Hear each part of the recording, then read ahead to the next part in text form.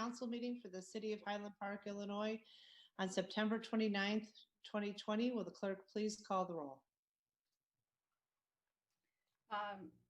Mayor, I'll call roll. Deputy Clerk Pelvitska is going to join us momentarily. Councilman Noble? Here. Councilman Bloomberg? Here. Councilman Holloman? Here. Councilwoman Stone? Here. Councilman Stolberg? Here. Here. Mayor Rotary? Here, we have a quorum. Let us join together for the Pledge of Allegiance. We'll wait for the flag to appear.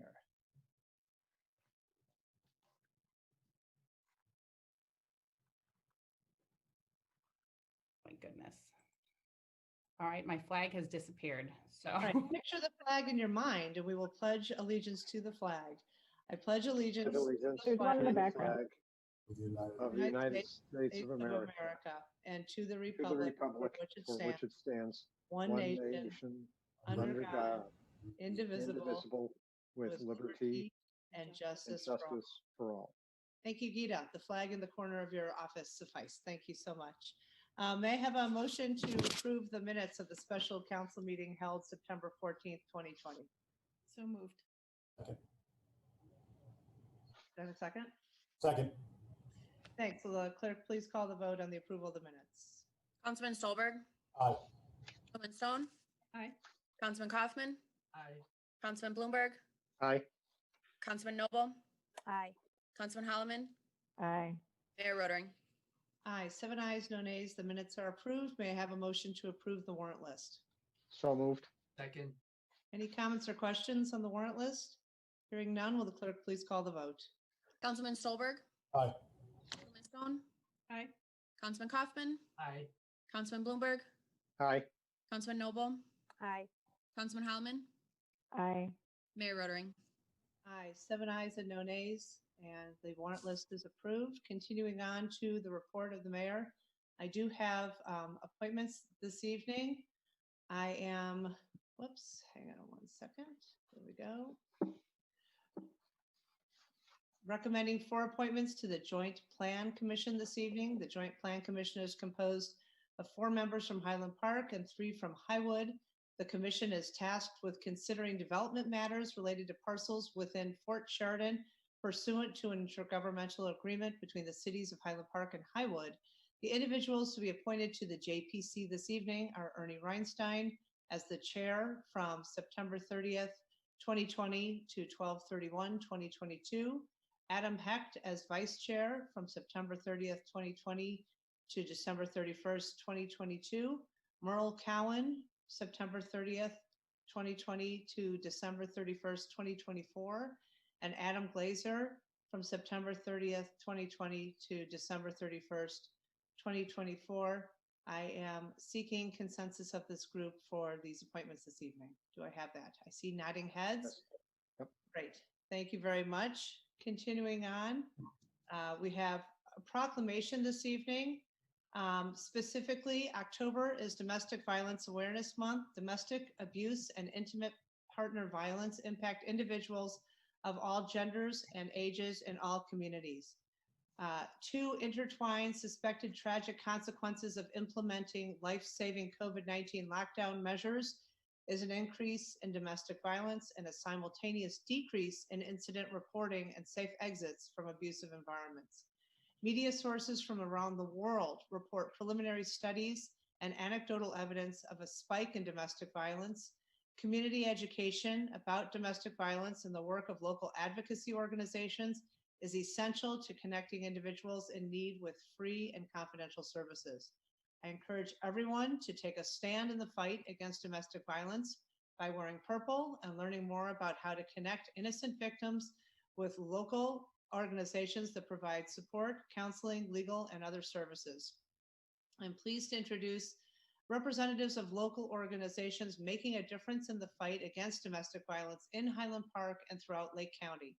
The city is proud to partner with these organizations to promote safer communities. I'd like to welcome the following individuals who will share brief remarks. And frankly, they are supposed to provide brief remarks following the proclamation. Unfortunately, I forgot to print out proclamation. So it is available on the city's website, and I do apologize for the oversight. Given that, I'm looking forward to hearing from Pat Davenport, Chief Executive Officer, and Janitza Camacho, Director of the Paloma Cares Program at A Safe Place, Dr. Cynthia Plazas, Social Worker representing the City of Highland Park, Cindy Wolfson of the National Council of Jewish Women, Chicago North Shore, Rebecca Weniger, Director of Domestic Violence Practice at the North Suburban Legal Aid Clinic, and Dr. Naomi Sensor of Shalva. Would love to hear from our guests this evening and would ask, out of respect to the agenda, that they keep their comments, please, to about 2 minutes, but welcome all. Thank you.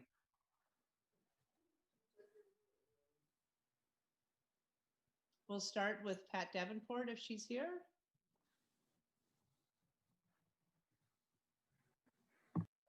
We can jump to Janitza Camacho. Hi, my name's Janitza. I work for La Paloma. Pat just joined. Hear me? Yeah, Pat. Let me see. There's a problem here. I turned off the other one. I was trying to connect with one or the other. Can you hear me okay now or no? Feedback. Can you start, Janitza, while I work with the technology That here? sounds better. Okay. La Paloma Cares is a program from A Safe Place targeting the Hispanic population in all Lake County. Right now, we serve survivors of domestic violence, human trafficking, and survivors of crime. La Paloma Cares has the main offices in Libertyville, but we do have services in Highland Park at the Trinity Church.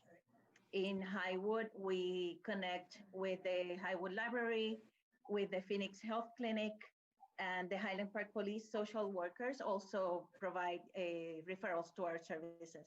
And we provide counseling, individual, group counseling, and case management for all the survivors. Thank you, Janitza. This is Pat Davenport. I'm the CEO of A Safe Place, and I just want to say thank you for allowing us to speak today. We now been around for 42 years in Lake County, providing services all the way from that crisis call to permanent housing. And we have been actively seeking and achieving an expansion of services in Highwood, in Highland Park. With COVID, we have had a tremendous uptick with COVID, as well as with demands for services. And I just want to thank you for the continued support you provided to A Safe Place, because we would not be able to do what we do without you. So thank you. Thank you, Pat. Cynthia, are you with us? Cynthia Plazas? Hi, yes, I'm here. My name is Cynthia Plazas. I'm the social services worker with the Highland Park Police Department. I work with the community and with the Lake County court system, and with helping residents obtain orders of protections, education, counseling, services, and all types of support services, working with the legal aid clinic, Safe Place, helping with shelter and emergency housing, and all kinds of different aspects related to services for domestic violence. And so I'm at the police department. Nice meeting you guys. Great. Thank you so much. Cindy Wilson? Hello, thank you for having me. The main October event that we have at NCJW is our Luggage for Freedom, where we pack suitcases full of towels and linens and dignity bags and blankets to take to the shelters in the Chicago area, and backpacks for the kids. Unfortunately, this year it's going to have to be modified, and we are still going to have a delivery day, and that is October 18th, but we're not having the massive numbers of volunteers to come and pack beforehand. And I know some of you council members like to come and help out, and we love having you. So we'll miss you this year. What we're asking people to do is make their own dignity bags at home. They take a 1-gallon Ziploc bag and then put, soap, shampoo, deodorant, toothbrush, dental floss, things like that in it. And then we will have drop-off sites, or we will pick up dignity bags from people. A family can do it. It could be, a family affair. So what we're asking people to do is to go to the website, and I gave Gita, I think, the information about our website. And if they go to community service and then luggage for freedom, they will have, they will find information about making gifts of towels and stuffed animals and brand new sheets. And then if they go to on down the line there, it is called NCJW Gives Back.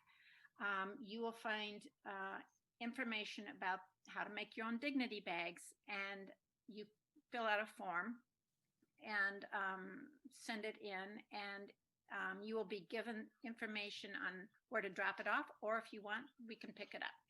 So that's how we're doing it this year. We're doing the best we can, and there is a huge need because the shelters have a lot of business. Financial donations for Luggage for Freedom are also welcome on the website, and the Silent Witness exhibit is available. I know the City Hall usually has a few of our red figures representing women in Illinois who were killed from domestic violence, and if you would like them, I'm happy to bring them by. But a lot of the vigils and walks and church programs and fundraisers are not happening this year because of COVID. So it's different. And that's it. Thank you. Thank you, Cindy. Rebecca. Good evening. Hi. Mayor Rotering, City Manager, Council members, and my fellow Highland Parkers. Good evening. My name is Rebecca Weininger, and I am the Director of the Domestic Violence Law Practice at the North Suburban Legal Aid Clinic right here in Highland Park. I'm here with my family, my son Dylan, because the responsibility to acknowledge and fight domestic violence is so personal and falls on each of us. What we know is that incidents of intimate partner violence skyrocket during lockdown orders and during periods of economic insecurity. We know that as these incidences increase, access to necessary resources decreases. And despite this restriction of access, domestic violence calls to our clinic are up 44% during the pandemic. What we don't know is who is experiencing intimate partner violence, who can't reach us. Survivors are in all of our communities, and they may not know that we as a community are here and ready to believe them and help them. Domestic violence does not discriminate against any race, gender, age, or socioeconomic status. It is here in Highland Park. It affects our economy because women who are abused call off of work at much higher rates. Women who are abused are cut off from shopping in our stores. But most importantly, it affects our moral character. We have a responsibility to each other, and who we are as a community is defined by how we treat the most vulnerable among us. So this year, of all years, let's be bold. Let's unabashedly support the victims behind closed doors. Let's raise awareness and our voices towards breaking the cycle of intimate partner violence. And let's shed the myth that we are not all responsible to actively try to eradicate domestic violence in our communities. The North Suburban Legal Aid Clinic is your partner, and I look forward to another year of fighting together. Thank you so much for keeping this fight a priority for Highland Park. If you or anyone that you know is in need, please reach out to me personally at 847-737-4042 or go onto our website. I would be happy to talk to you. Thank you so much, Mayor. Right. Thank you, Rebecca. Naomi. Hi, I'm Naomi Spencer. I'm a Shelva board member and I'm Chair of Community Education. Thank you, Mayor Rotering and the Highland Park City Council for recognizing Domestic Violence Awareness Month and making it a priority issue. It's an honor to be included in this proclamation. We'd also like to recognize the North Shore Legal Aid Clinic, La Paloma, A Safe Place, and NCJW as valued partners. It takes many organizations to address the specific needs of survivors of domestic abuse from Highland Park and the greater North Shore area. At Shelva, we support Jewish women experiencing and healing from domestic abuse through counseling, supportive services, and community education. Started 34 years ago by 13 pioneering women who banded together to help victims of spousal abuse and change the widely held belief that domestic violence did not happen in Jewish homes. Today, we know that the statistics across the Jewish community is the same as the general population. 1 in 4 women have been, will be, or currently are being abused by an intimate partner. Domestic violence crosses all social and economic lines, religious denominations, educational levels, and geographic areas. While we keep our location confidential, we conveniently serve all Lake County as well as Chicago and surrounding suburbs. Our demographics vary from year to year, yet when we look at where our clients live, Highland Park and Deerfield are always among the top 2 to 5 communities that we serve. We are offering a 24-hour, we always offer a 24-hour health crisis line, safety planning, individual and group counseling, financial assistance, interest-free loans, legal support, case management, and referrals. We tailor counseling sessions for each woman's unique circumstance, whether it's creating a safety plan, helping them gain better understanding of domestic abuse and its effects, decreasing isolation, developing coping skills, strengthening parenting skills, or increasing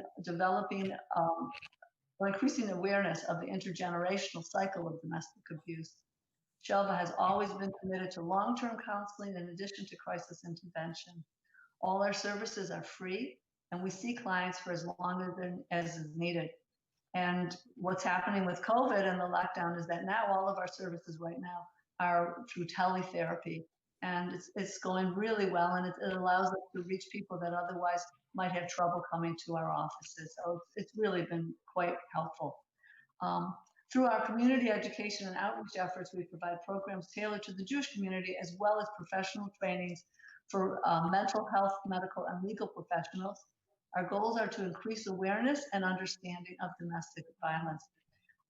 And our programs have also been switched to Facebook Live and Zoom because of COVID. So now a lot more people can join us, which is nice. So we also provide strategies for how to best support those impacted by domestic abuse. For someone in an abusive relationship, the hardest thing to do is to pick up the phone and ask for help. And that's why this year we developed a new online program that I'd like to share with you. It's called Show You Care, Create Awareness, Respond Effectively.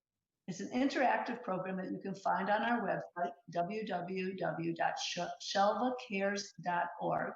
That includes 4 videos to help you know what to say to someone you're concerned about. By educating yourself, you're in a better position to help. Additionally, if you're worried about someone that you know and you think you need more help than these videos provide, you can always call our office. We always give counseling as well to the clients as well as people that we call the 3Ps or the third parties. And they can be really, really helpful.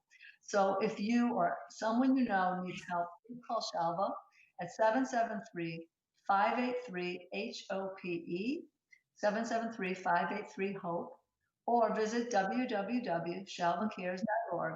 We're here to help.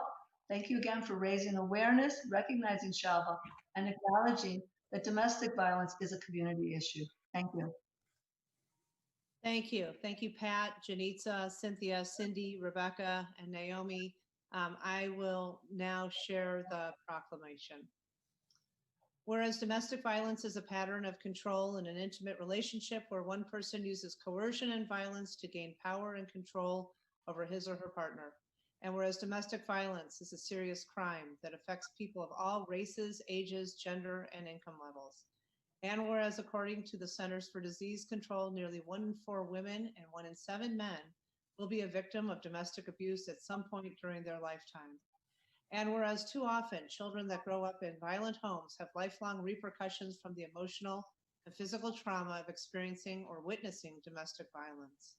And whereas domestic violence costs the nation billions of dollars annually in medical expenses, police and court costs, shelters, foster care, sick leave, absenteeism, and non-productivity. And whereas a coordinated community effort will put a stop to this crime. And whereas it is important to recognize the subtle signs of domestic abuse, how to support someone in an abusive relationship, and find out where to get help if needed. And whereas Domestic Violence Awareness Month provides an opportunity for citizens to learn more about preventing domestic violence and to show support for the numerous organizations and individuals who provide critical advocacy services and assistance to survivors. And whereas Domestic Violence Awareness Month is represented by the color purple, like the Purple Heart Medal, the color is meant to be a symbol of peace, courage, survival, honor, and dedication to ending violence. Now, therefore, I, Nancy Rotering, Mayor of the City of Highland Park and the City Council of Highland Park, do hereby proclaim October as Domestic Violence Awareness Month and urge citizens to wear purple and, more importantly, to work together to eliminate domestic violence from our community. And again, I so appreciate all of the support and resources that are represented this evening that are available in our community. If you know someone, if you are someone who is in need of help, do not hesitate to reach out to these people. They will maintain confidentiality and they will get you the assistance you need. So once again, thank you all for joining us. Greatly appreciated. Thank you. And excuse me, if anyone's watching for the public, we promote all the organizations on the city's website as well. So if individuals want to know the representatives that are here today, all the organizations and contact information will be listed. Thank you, Vida. Thank you. Thank you. Continuing on with the report of the mayor under other business, on Friday evening, September 18th, the nation learned of the passing of United States Supreme Court Justice Ruth Bader Ginsburg. She died at age 87 from complications of pancreatic cancer. Many hearts are heavy with devastation following the passing of our nation's North Star for Justice. Justice Ginsburg's 27-year tenure on the Supreme Court was marked by a passion for upholding the Constitution and the rule of law. Her long, remarkable record includes her legendary opinions and powerful dissents. We extend our deepest condolences to her family and to all who deeply mourn her loss. Continuing, as we know, Breonna Taylor was a Black medical worker who was shot and killed by Louisville police officers in March during a raid on her apartment. On Wednesday, September 23rd, 2020, we learned the results of a grand jury indictment of a former Louisville police officer for wanton endangerment for his actions during the raid. No charges were announced against the other two officers who fired shots, and no one was charged for causing Breonna Taylor's death. Breonna Taylor should be alive today. We continue to mourn a valued life lost, and we continue to extend our deepest sympathy to her family and loved ones. Further, I'd like to note that on September 18th, 2020, Governor Pritzker extended the statewide disaster declaration as Illinois continues the fight against COVID-19. This issuance of the renewed disaster declaration was accompanied by an executive order ensuring that election authorities will be able to perform all essential functions related to the 2020 general election. The Illinois Department of Public Health issued a complimentary set of COVID-19 precautions that will be implemented by polling places during early voting and on election day. That guidance includes requiring face coverings, social distancing, and frequent cleaning of high touch points.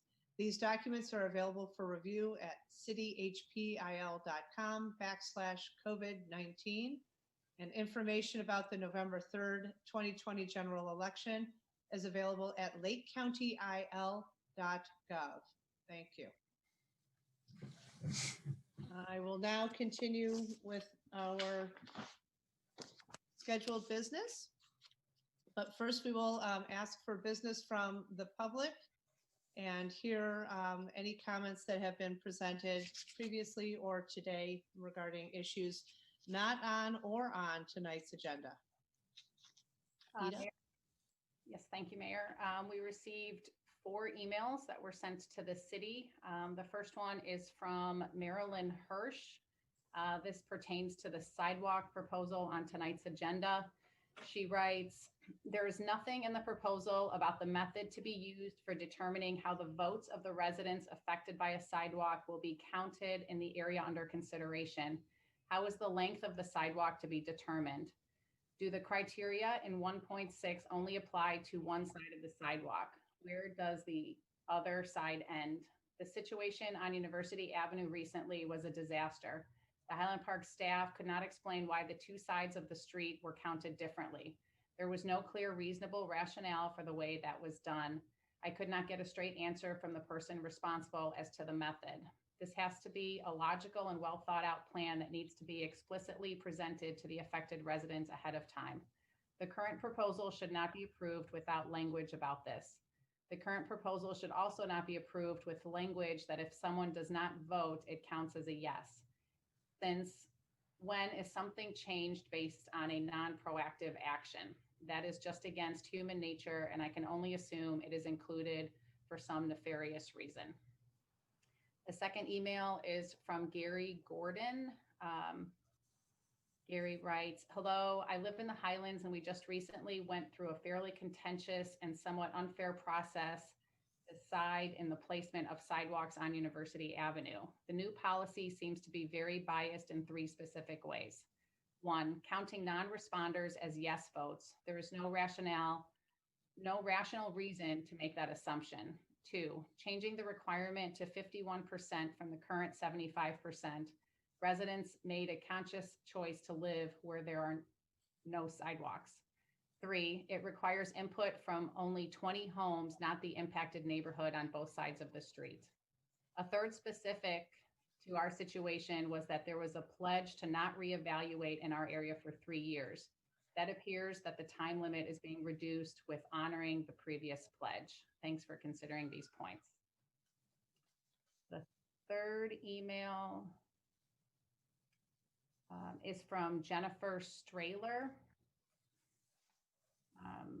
She writes, this was directed Mayor Rotering. As property owners on University, we are concerned about the amendment to the sidewalk installation. It used to be the case that in order to spend city funds on sidewalks, the requesters had to show that a vast majority, 75% of those affected wanted the installation of sidewalks, and those who did not respond were not counted as supporters. We completely disagree with the changes that reduce the threshold and now deem, quote, no response, unquote, to be, quote, support. This change moves from placing the burden on those who want change to show that there is a demand for it, to those who do not want the change, showing that there is a demand for the change not to occur. We urge you not to approve the changes to the local street sidewalk installation guideline. And then the last one is from Marla Portman. She writes, on the matter of the proposed sidewalk guidelines, it contains some very disturbing elements. Foremost is the proposed treatment of non-responders as yes ballots, which seems to be undemocratic and unconstitutional, if not in fact, then certainly in spirit. The proposed guideline states that if a citizen does not respond to the survey, then the citizen will vote for them.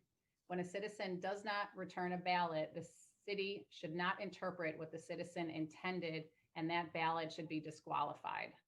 Furthermore, as for the recent, parentheses, January 20 sidewalk proposal in the Highlands, when the results were totaled, the city gave assurances to all affected residents that the matter would not be reconsidered for 3 years. The proposed new guideline does not honor that commitment. If the city will not honor their commitment, how can the citizens of Highland Park trust this current administration? The council has chosen an agenda regarding universal sidewalks and an aggressive bicycle policy. Citizens who do not support this agenda will have the ultimate choice of the ballot box when the mayor or council members stand for re-election, and I will remember what the council chooses next time I vote. That concludes, Mayor, the email comments, and there's no one at City Hall. Currently, we do have one hand raised from the public that I see. We've received a comment from Jerry and Jory Houlihan and a request from Allison Smith to speak. I'll read Jerry and Jory Houlihan's comment that was just provided. We fully support the sidewalk proposal and your efforts to make the process more fair. It is important for the city to have more power to install sidewalks when needed in order to address safety issues. There are many in our neighborhood who feel left out of the process, who feel left out of the process and were threatened. And then there's another one. Let's see. Allison would like to make a comment. And I just want to share, and I think we'll get to this when we talk about the sidewalk, but the city has the ability to install sidewalks on its own. So separate and apart from neighborhood efforts, if the city determines that a particular area is in need of a sidewalk, with no conversation other than a workshop to share the new project with the neighbors, the city is able to go forth and put in the sidewalk. But Gita, I see that you've given Allison Smith the ability to comment. So Allison, Press Alt. if you could keep your comments to 2 or fewer minutes, we'd appreciate it. Thank you. Good evening. Just wanted to double check that you can hear me. Yes. Thank you. I'm Allison Smith. I'm from 437 Woodland Road, a Highland Park resident for nearly 19 years. Thank you for the opportunity to comment on snow shoveling of our sidewalks. I wanted to express my support for property owners being responsible for removing snow from the sidewalks in front of their adjacent to their property. Including reasons that I think improve public safety, improve personal health, and improve public resource use. First, in terms of public safety, I think the existing ordinance around snow removal is largely ignored. As a dog walker, as a runner, as a professional who usually under non-COVID circumstances walks to the metro train, I estimate that approximately fewer than 20% of the homes in my Ravinia neighborhood actually clear their sidewalks according to ordinance. The snow gets beaten down into ice through the freeze and thaw cycles and into a rough and treacherous surface. Days after large snow falls, the contracted service comes through and in effect functions like a Zamboni and creates a completely unnavigable surface. The service that you are intending to make the sidewalks safer is actually making them more dangerous, an unintended consequence, I think, to say the least. As a result, residents walk in the street to the train in the dark during normal sort of limited daylight hours in the winter, and kids walk to school in the streets. Further, the service routinely damages tree trunks along the walks, landscaping, and grass as they try to navigate the walks. I think on a second point about that, I think it's better for personal health and well-being. Just pausing for a minute of this around the science, physical activity guidelines for Americans released in 2018 recommend 2.5 to 5 hours of moderate intensity activity per week, 1.5 to 2.5 hours of vigorous intensity per week as an alternative, and that adults should do muscle strengthening activities of moderate or great intensity twice a week that involve major muscle groups. And I think shoveling actually fits that physical activity guideline. I think there is a greater risk to sedentary behavior in our Zoom and Teams life. There's a new normal for outdoor activity in our community. You see people walking dogs, walking their students, taking mental health breaks like never before. As evidenced by the preponderance of patio heaters and COVID cabanas, we're all learning to live outside more. And I think we need to create safe and affordable places to exercise, where there is no gym membership required. And lastly, I just say from a public conservation standpoint, I think it's the homeowner's responsibility, just as it's your responsibility to mow your parkway through yourself or through your lawn service. It should be your same responsibility to care for that same footprint in the winter, to shovel your walk. I think like the city of Chicago, I'd advocate for fines for unshoveled walks within a reasonable period following a snowfall. And I would also advocate for providing shovels and or support for residents with financial or physical limitations through volunteer services or funded through fine revenues. So thank you for considering these public safety, personal health, and public resource priorities. I think they align for a solution. Thanks, Allison. I believe that the city does have the requirement that people are to shovel their sidewalks. The challenge, of course, is enforcement. And by all means, I don't think, whether we plow after a major snow event or not, no one's stopping anybody from shoveling their sidewalk, but appreciate your comments nonetheless. Thank you. Gita, I believe we have one more member of the public who wishes to speak. You are muted. My apologies. Mark Portman, and then David Namati. And Gita, actually, this is Mark. Just a point of clarification, the statement that you read was actually my statement. And so Marla would like to talk now. Okay, Marla, go ahead. Okay.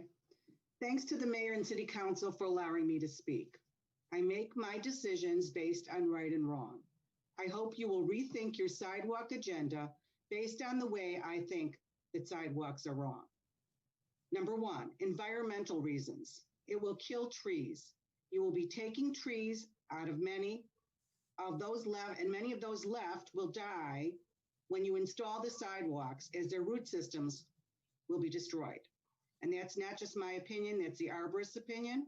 And it's also what happened on other sidewalks that you put in other parts of Highland Park. People were very upset. As you destroy our trees, there's not only an environmental effect, but you will be changing the character of our neighborhoods. New installed trees won't look the same for years. And why kill nature? We are a tree city. Number two, possible flooding increase. Sidewalks aren't permeable. We already have flooding issues, so why take a chance of making things worse? Have you done an environmental study on what the effects of putting in new sidewalks might be? Number three, cost of putting in sidewalks and continuing maintenance of those sidewalks. Can't we use our tax money for a better purpose? Do we want to be a concrete city or a tree city? Why aren't you listening to your citizens, especially in the Highlands? 3 areas have been surveyed in our neighborhood, and all surveys, they've been failed. We voted sidewalks down. The next issue is the new guidelines. How can you justify counting unreturned surveys as a yes vote? It stacks the deck and is not fair-minded. How do you know how someone would have voted? What if this survey was lost or they were out of town? Number 3, why not keep your word?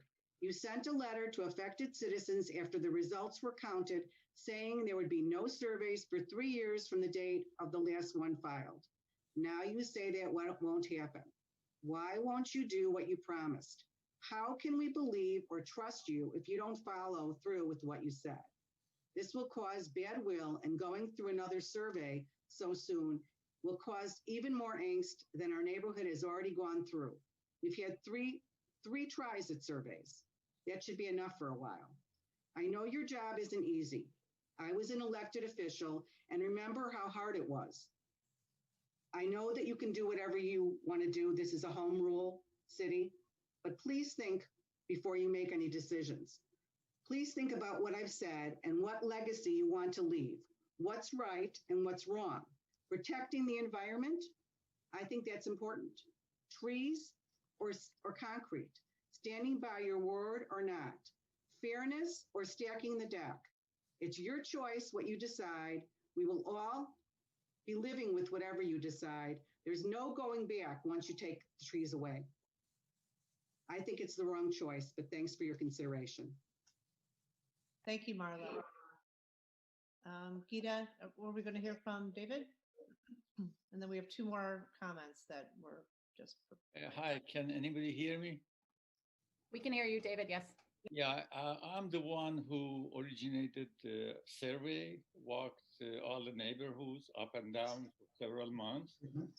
And everybody should know that whoever was not at home was considered as a no answer. So there's no such a thing that somebody was not home and it was considered as a yes answer. So that everybody should know that.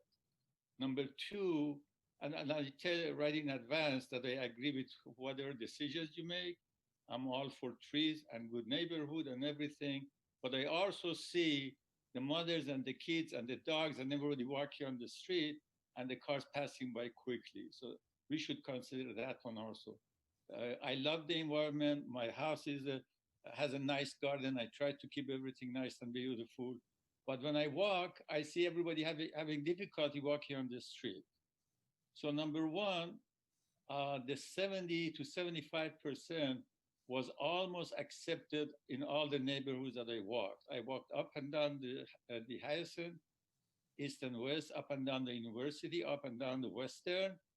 And only because whoever was not at home was considered a no answer, the results came to about 68 to 75%. So everybody should know that not just throw sentences out. That's number one. Number two, I also agreeing with whatever other people said, is also important how much it's going to cost and how and who is going to pay for it. And I also worried the last 3, 4, 5 years, I've been living in Highland Park for 44 years. If we are making more money from all these condos that are built, or we are losing a lot of money for some of the stores that are closing. So I hope the net effect is good for all of us. And hopefully the taxes won't go up for building the sidewalks. But most of the people did like the sidewalk. They did want the sidewalk. And the minority that didn't want, most of that they were at home. Only a few that they were not at home, and I consider all those a no answer. Thanks a lot. Thank you. We've received several comments now, which I will share. Marilyn Hirsch states it is not true that shoveling snow is a benign activity, particularly those of underlying heart disease. It is an isometric exercise that increases the risk of myocardial infarction and those at known or unknown risk. Interestingly, anonymous attendee, I didn't know that was an option, Gita. The university sidewalk vote was very unfair and skewed enormously by false information spread by opponents. The proposal was voted down in large part due to a threat by a resident that homeowners would have to pay for the cost. So that will be, I believe, the end of public comment. I see Councilman Holloman has her hand up. Yeah, I just wondered, as a matter of procedure, we usually require folks to identify themselves for public participation. So I'm not sure that we should be reading anonymous participation. If somebody wants to identify themselves, of course, they could make their comments, but I don't think it makes sense that anonymous people could make comments. Interestingly, though, we do receive emails from people without identification, and we do share those in the record. But I agree. I think if you're going to make a comment at a public meeting, you should identify yourself. That's the purpose of the public meeting. So I agree with you. And maybe going forward, we will somehow figure out how to eliminate the anonymous attendee opportunity for commenting. Mayor, we did hear from Marilyn Hirsch. I had read her email into the record. She does have her hand up. Part of our virtual rules is we do ask people, just in light of the number of items on our agenda, they can email and email the council an unlimited amount of words for the council's information. If they'd like their comments read into the record, we ask them to limit their comments to 200 words or less, or if they'd like to speak, then they limit their comments to 2 to 3 minutes. So it's not, those last two are not but Ms. Hirsch has her hand up if you'd like to entertain her comments. Sure. Oh. Have we given her the opportunity to speak? Oh, and now her hand is down, so it's okay. Okay. I think we're going to move on from public. Councilman Noble. We have additional comments that just came in that are in the chat room. We're now at 8. I'm seeing. I don't know. I think we have gotten. I don't know if you need to read them. I'm just mentioning they're there. Yep, thank you. No, seeing the comments about whether snow shoveling is or is not okay exercise and people's concerns about legal action. So I think we're going to move on. Thank you for your comments, members of the public. And I am now going to move on to our scheduled items. Items 1 through 6 have been grouped together for omnibus consideration, and I am seeking a motion to approve items 1 through 6. I'll make a motion to approve, but I'd like to pull item number 4. Okay, so motion to approve items 1 through 3, 5, and 6, or do you want to include 4 in the omnibus consideration? Do you have just a comment, or it seems like there may be more that you want to discuss than Item 4, I have, I mean, I can just vote no, or I can talk about the changes that I'd like to see in it. Corporation Counsel. Yeah, I'd like you to pull item 4. It appears that a couple of changes were made in the last 2 days that I, because of the religious holiday, was not able to review. Okay. And the version that's on the system right now needs to be discussed. So I would support pulling it. Okay, so if we could have an amendment, Councilman Noble, to your motion supporting items 1 through 3 and 5 and 6, and then we'll circle back to item 4. Amendment made. Is there a I second the motion. What about Okay. item 7? Do we want to include 7? As an omnibus? Yeah, I thought it was in omnibus. Not from the copy of the agenda that I saw, but I thought it was an omnibus as well. Not an omnibus. The motion, recommended motion would be to extend to our next city council through our next city council meeting, October 3rd. Mayor, you could add that to the omnibus. The version that's online does not have it in the omnibus. and that is the version that I go off of because that is the version that is available to the public. So I'm fine if Councilman Noble would like to include 7 in her amended motion, Sure. amending it again. I will amend it again to include item 7. So it's 1 through 7, pulling item 4. Okay, Councilwoman Stone? No, who was the seconder? Councilman Bloomberg? I accept the amendment. Okay, any comments or questions concerning 1 through 3, 5 through 7? Seeing none, will the clerk please call the vote? Councilman Stolberg, Aye. Councilwoman Stone, Aye. Councilman Kaufman, Aye. Councilman Bloomberg, Aye. Councilman Noble, Aye. Councilman Holloman, Aye. Mayor Rotary. Aye, 7 ayes and no nays. Items 1 through 3 and 5 through 7 have been approved. Item 4 is a resolution adopting a local streets new sidewalk installation guideline. Councilman Noble, I know you had some substantial issues you'd like to share with your colleagues, and let's do that. Sure. I think Corporation Council may want to go first because I think City Manager Newkirk captured some of my changes today to 1.1, 1.5, 1.7. There were changes that were made by another council member that I disagreed with, some that I don't know where they came from. Okay. So I'll give it to Corporation Council before, and then if you'll come back to me, I'd appreciate Absolutely. Okay, Corporation Council. Thank you, Mayor. There was a change made, and I'm not sure from which councilman, but it was made to section 1.5 that I disagree with. The 1.5 previously read that if the owners of 51% of the affected lots fail to support, then the proposed sidewalk installation may not be reproposed pursuant to this guideline for a period of 3 years from and after the date of the notice of intent. That language should remain. That is, there may be somebody may have been confused with that reference to 3 years and a later section in our implementation section where we're grandfathering existing proposals, but this 1.5 is a 3-year wait period on any future proposal that is rejected.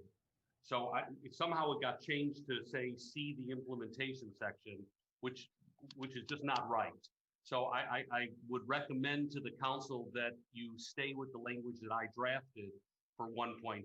I'm happy to answer whichever councilman raised that. I'm happy to answer a question if he or she is still confused.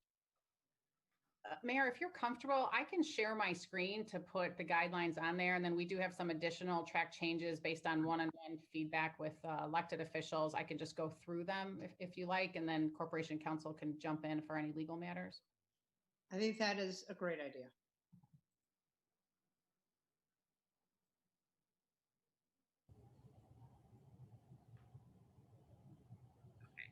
I just want to make sure you can see my screen, correct? Yeah.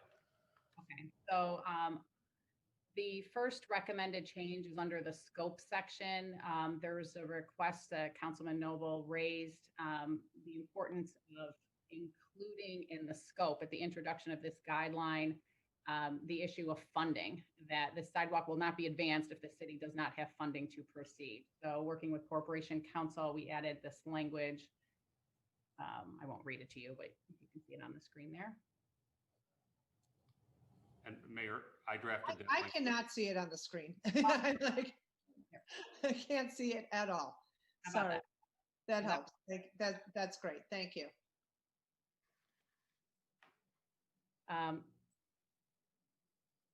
So if you're comfortable, Mayor, maybe we can take each one and make sure the elected officials are comfortable with each change.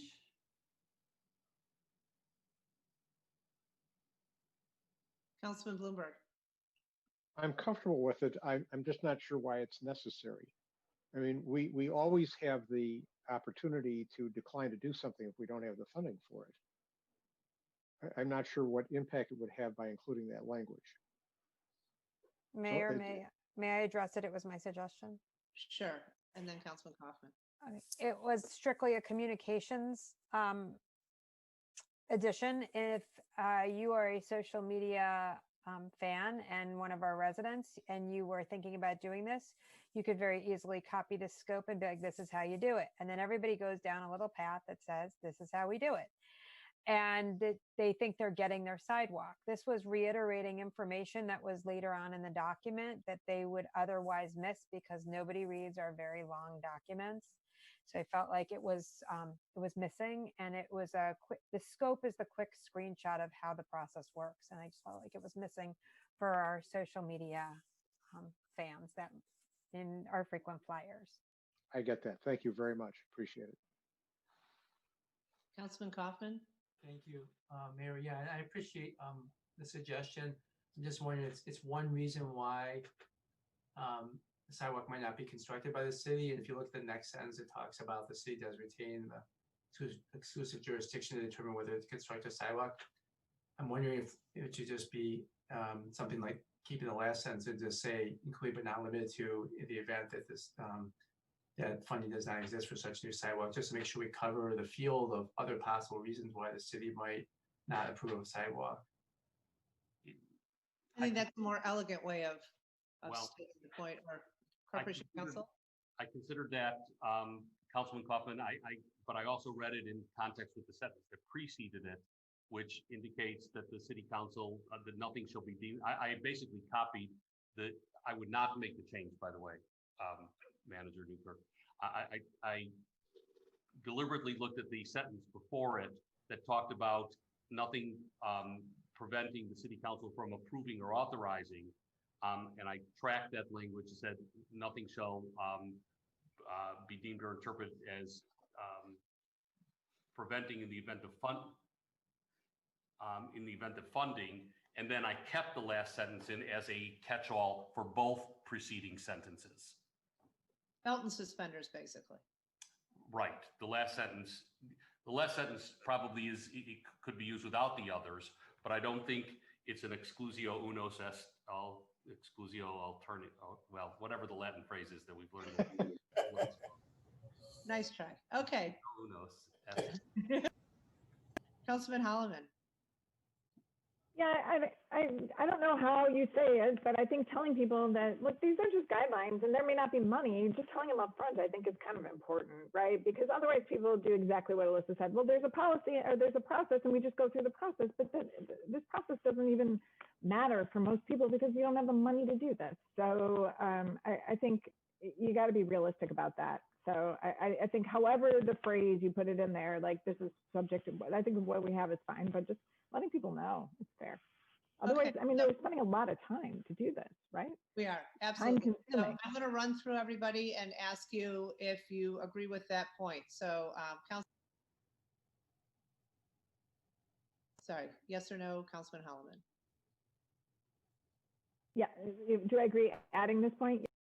Okay. Councilman Stolberg? Yes, ma'am. Councilwoman Stone? I'm fine with it. Councilman Kaufman? I'm fine with it too. Councilman Bloomberg? I'm fine with it.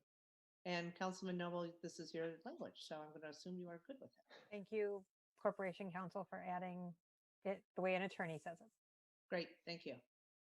The second modification was raised at the last committee of the whole meeting, but it didn't get reflected in the draft document in the packet. And it's this change right here, changing must to should. It was raised by Councilwoman Stone. Director Canapretti indicated that we could make the change, and there were no voices of concern raised at the committee of the whole meeting. Okay, so I'm going to run through everybody again. Councilman, yes. Oh, Corporation Council.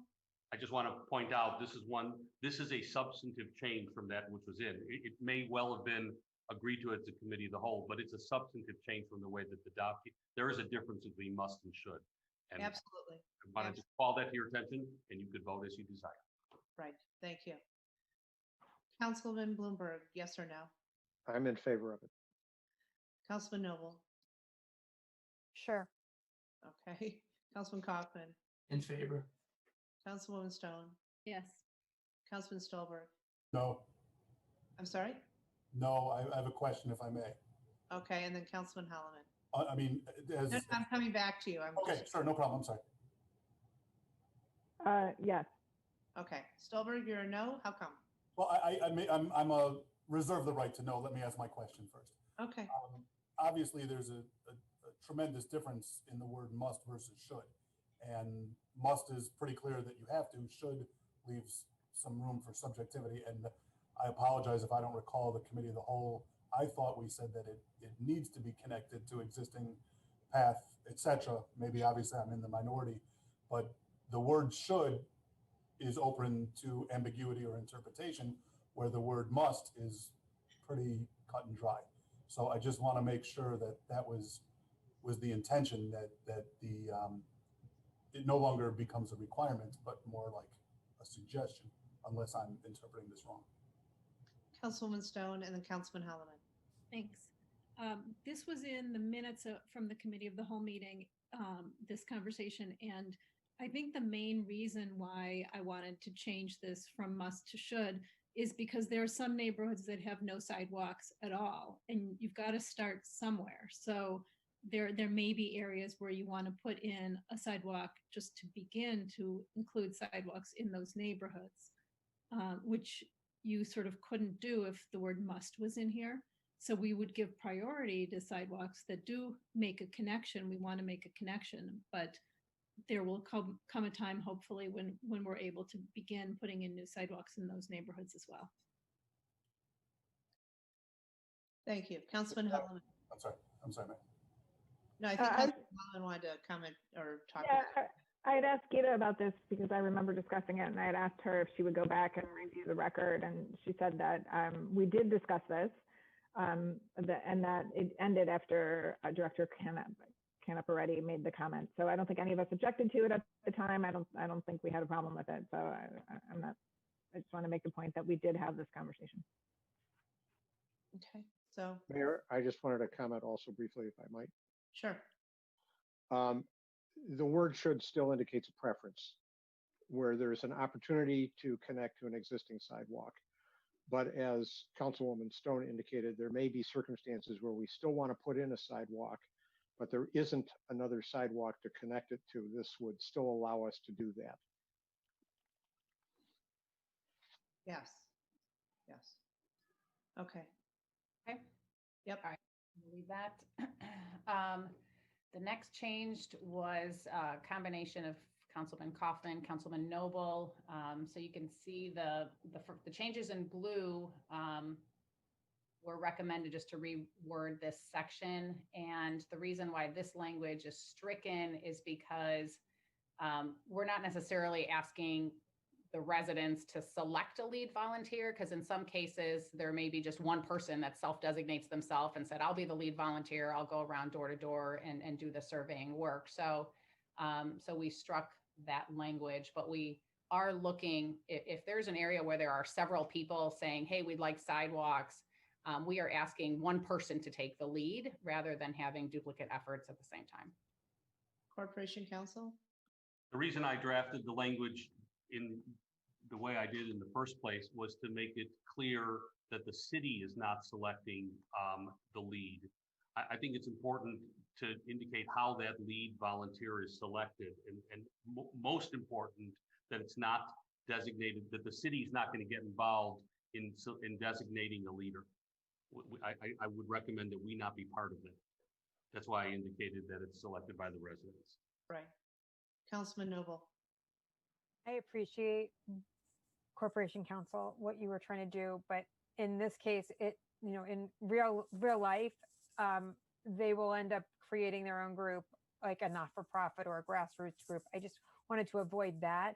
So if we could be more clear, saying the city will not designate a lead, or it can be some other language other than selected by the residents, because this means now they have to go, what if there are two people? It's like running for class council in middle school. What if there's two people that win?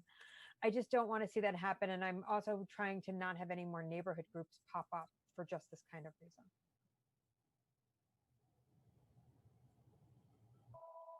The other point is we from the city would prefer to be dealing with a single spokesperson as opposed to a group. And that's okay. It just, if we could say it differently than selected by the residents, because what if you're, and I can use an example that's going on right now, and granted it's transportation on Ridge Road. Resident Ed Brill is going to 9 houses. He doesn't even live within that area, but there's all these residents on Ridge Road and in Southwest Highland Park that really want to make this change on Ridge Road. He self-designated and everybody just went along with it. There was no election for it. It didn't drag out a big fight, but that might not always be as cut and dry or as acceptable in some areas. And I'd say university is one of them. It would be divisive. It would be like, well, why do you represent me? No, you shouldn't represent me, because that's what we're seeing at the end of their process. So I just wanted to be more clear that it's a resident. It's not the city.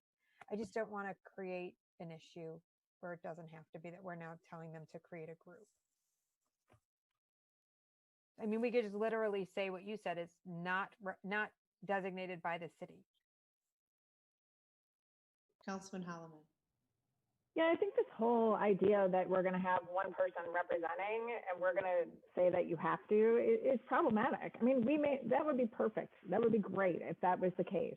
But you may have opposing sides who are dealing with this. I think you just have the approval process is initiated by a volunteer.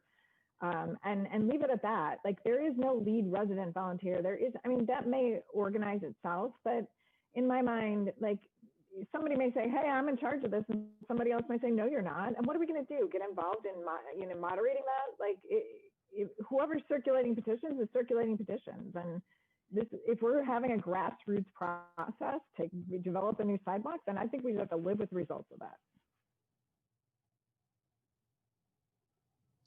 So how do we move forth with the language to make sure that we are leaving it more grassroots and less of a formal process? Mayor, I'm sorry, Councilman Bloomberg? I think that we should proceed without the red language and see how it goes. It does indicate the need for a resident volunteer, maybe even take out the word lead.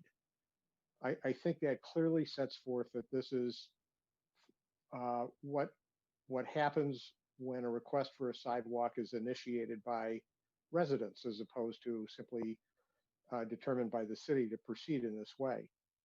I think it's consistent with the city policy that we are going forward with this entire amendment. But I agree with Councilman Hellman and Noble that creating or setting forth some sort of process that the residents are supposed to follow is going to create some involvement by the city to determine, well, was that process followed? It could be burdensome. We could have more than one person approaching the city about this from a variety of different angles. My inclination is to see how it goes. It may be a problem that doesn't really exist. I agree. I see Corporation Counsel and Councilwoman Stone. Mayor, if I may, that's a very good suggestion. If you want to proceed along these lines, and if that's the will of the council, then you can continue with the deletion of selected by residents desiring and take out the word lead. That actually will help with the issue that I raised in the first place. Now you have a resident volunteer. It's clear that, at least to me, that would be somebody from the neighborhood as opposed to somebody designated by the city. So I think that's a simple and good. Yeah, that was my suggestion originally, was to remove the word lead. Then Tony reiterated that. Thank you. Right. Yep. All right, Councilwoman Stone. I think that makes sense. And I'm also wondering whether we should just remove the quotations around resident volunteer and say a resident volunteer instead of the resident volunteer. Great point. Okay. Anyone else on this one, or moving along? Okay. Well, 2? Mayor, Gita, if It sounds like Ramesh, yes? yeah, Mayor, just so we are clear, I think somewhere we need to have, because if you're going to get 2 volunteers going and providing us with two surveys, and so there's got to be some way to provide that distinction, right? So if there's within a block of sidewalk, If if you there's get 2 surveys and 2 volunteers, that's fine. If they all go through the same process, they do. That's a grassroots issue. We can't moderate that. right, but we are saying that the notice of intent, we just want to make sure that the notice of intent, the date, because we have a lot of, in our language, we have this 90-day and 120 days. So we just want to make sure that which survey are we talking about? I just want to clarify. I understand where everybody's coming. I agree with the points made by the council. As long as we get to say that at the end of the day, which survey will be the one which says 51%, then the start date. I think that's where it gets a little complicated, because we have a timeline of 90 and 120 days in our guideline. That's all. Councilman Stone and then Councilman Noble. I think whoever gets the survey in first is the volunteer whose survey we're going to go with. Okay, that's fine. All right. If somebody else chooses to start a survey after that, then we can deal with that. I can't imagine that that's necessarily going to happen frequently. I agree. Okay. Councilman Noble? I agree with that. And then on that same topic, there's another point below that will raise this as well. And I don't know where we'll put this, but whatever that survey is needs to be very specific. Gita and I talked about this afternoon, is that they need to tell us which side of the street it's on, and also from where to where. Is it 5 houses? What defines the street or the block? And so when the person goes out to whatever we ask our resident volunteer to do, we say, resident volunteer, oh, you want to do this? Tell us, and specifically state it on whatever people are signing. It's from number 1 to number 10, and it's on the west side. And that should be included. So when we get, and I agree with Councilwoman Stone and everyone else, that whoever gets to us first with their signed, completed document, it's like a petition for running for city council. Did you hit all the points and did you notarize it? Yep, then you're in first. So that's where I'm at with this one as well. So I just want to make sure we define the street and which side as well. That's coming up. I just want to make sure, is everyone comfortable with 1, 2, and then we struck lead here? My sense is yes. I'm Yes. seeing heads Yes. nodding. Yes. Okay. Yes. I'll get this language from Corporation Council, but just want to make sure everyone's comfortable with 1, 5 with the change that Corporation Council had indicated. It's the last original language. Right. It's basically to keep the 3-year period in there. Right. Okay. I think you just have the words be not is supposed to be not be. Oh, yeah. Actually, do you want me to read you the exact language, Gita? Sure. Yep. It's executed by the owner. I'm sorry. Oops.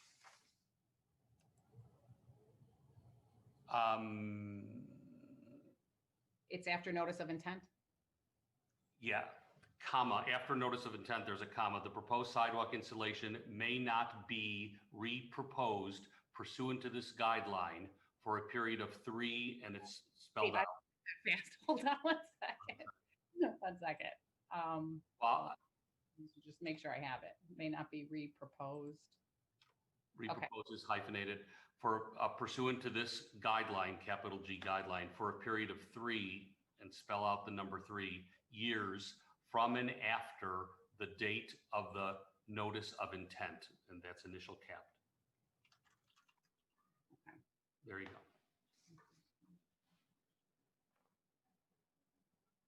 Okay. Is everyone comfortable with that? 1, 5? Yes. Yes. Okay. This section right here, and we'll fix the formatting. I talked to Councilman Noble about this, where we struck choose the preferred side of the street, because that is in the survey part where they need to designate the area. And hold on 1 quick second.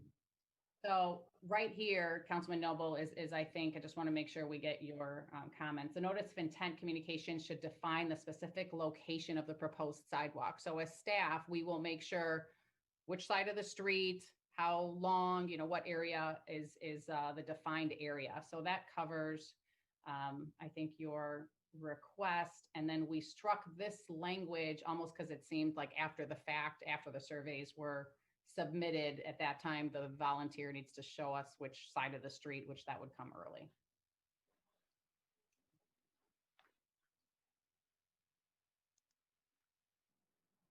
Councilwoman Stone and then Councilman Noble. Thanks. Gita, don't forget to strike lead. I'll do a search and capture it everywhere. Okay. Councilman Noble. Thank you you caught it, Gita. I just wanted to confirm with Gita, she caught it all, and I see it was in multiple places. So thank you. And then one thing that we went back to that wasn't there before, but now is there, which I'm comfortable with, and I know it's further in the document. So we're now going from 18 months, we're now switching that this could not come back for 3 years. That seemed to be like, all of a sudden it made the change, which I'm thrilled with, but I wanted to just make sure that it's caught below as well. And I guess we'll get to it, but it seems that it just came up. Right. I think, sorry. So this is where I think we just need some policy direction. So this was where we added, and Steve, do you want to run through this last change right here? This is where the 18 months is. Right. Well, the question for the council based on the comments is we had put, or the number that staff inserted was 18 months from the effective date.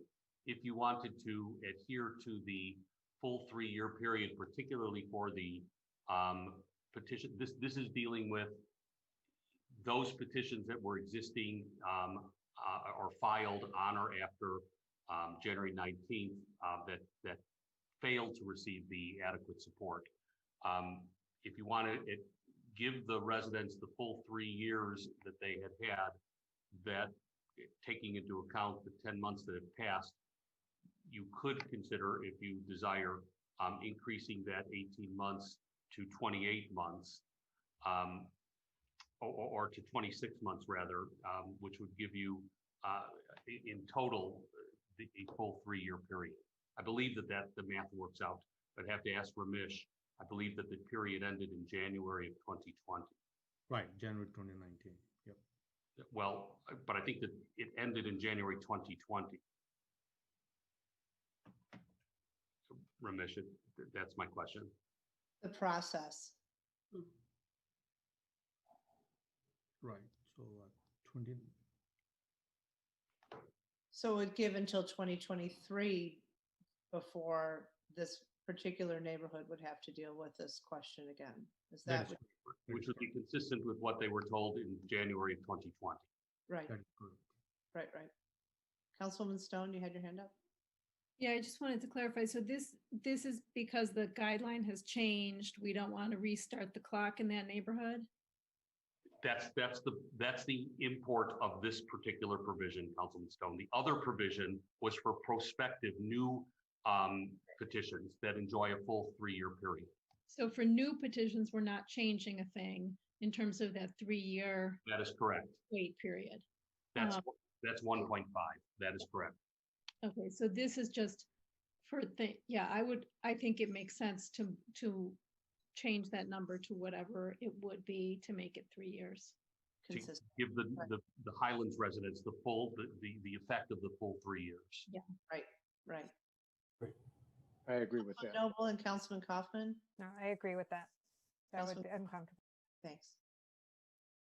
Councilman Kaufman. Thank you. Yeah, I just want to make sure I'm assuming the math is right, but that they were told 18 months, and then are we in effect grandfathering them in, or how is that working? They actually were told 3 years. Were they? And it was Okay. changing. So now I think we are being consistent with our original declaration of 3 years. Okay. Right, but we're 10 months have passed. Yep. So it would, essentially, we're looking at 3 years from January of 2020, or 26 months from the Good. date of passage. Okay, thank you. Same effect though of 3 years. That's, Okay, that's correct. okay. Anything else? Councilwoman Stone, you have your hand up? Yeah, would it be cleaner just to say that there's still any sidewalk petitions that came in prior to this guideline are still subject to the 3-year waiting period that from the date that they were denied previously, or something to that effect? I'm clearly not a lawyer. Well, I think we reached the same conclusion, Councilman Stone, Okay. by changing the date, by extending the date from 18 months to 26 months. Okay. Okay, so Ramesh will confirm the date so that we have the correct number of months in the final version. Yes. Yeah, we'll make sure it equals 3 years. Okay. And then it was requested that this sentence, the survey is the first step, be stricken.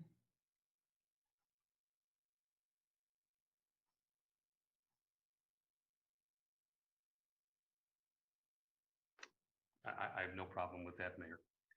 It doesn't bother me. Anybody else have an issue or question about that? Nope.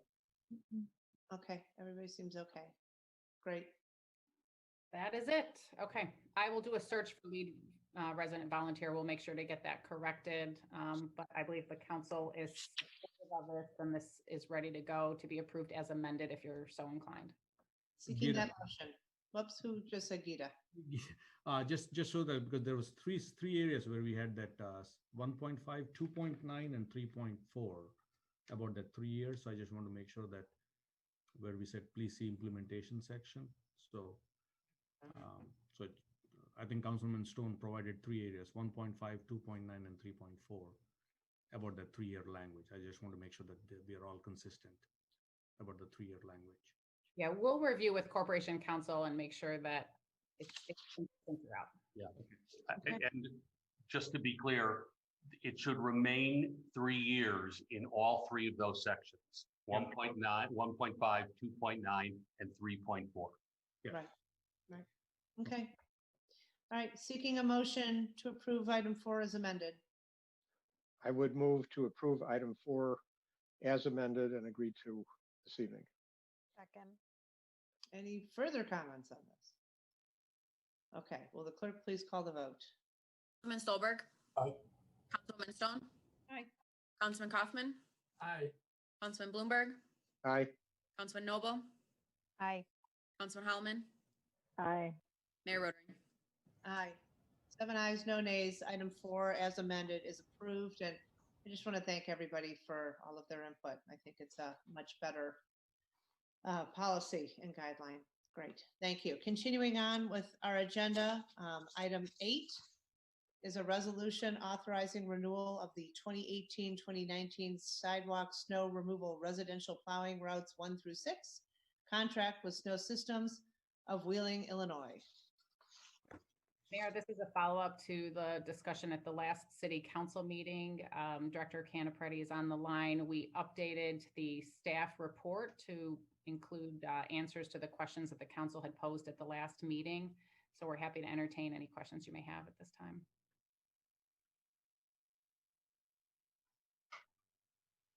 Any comments?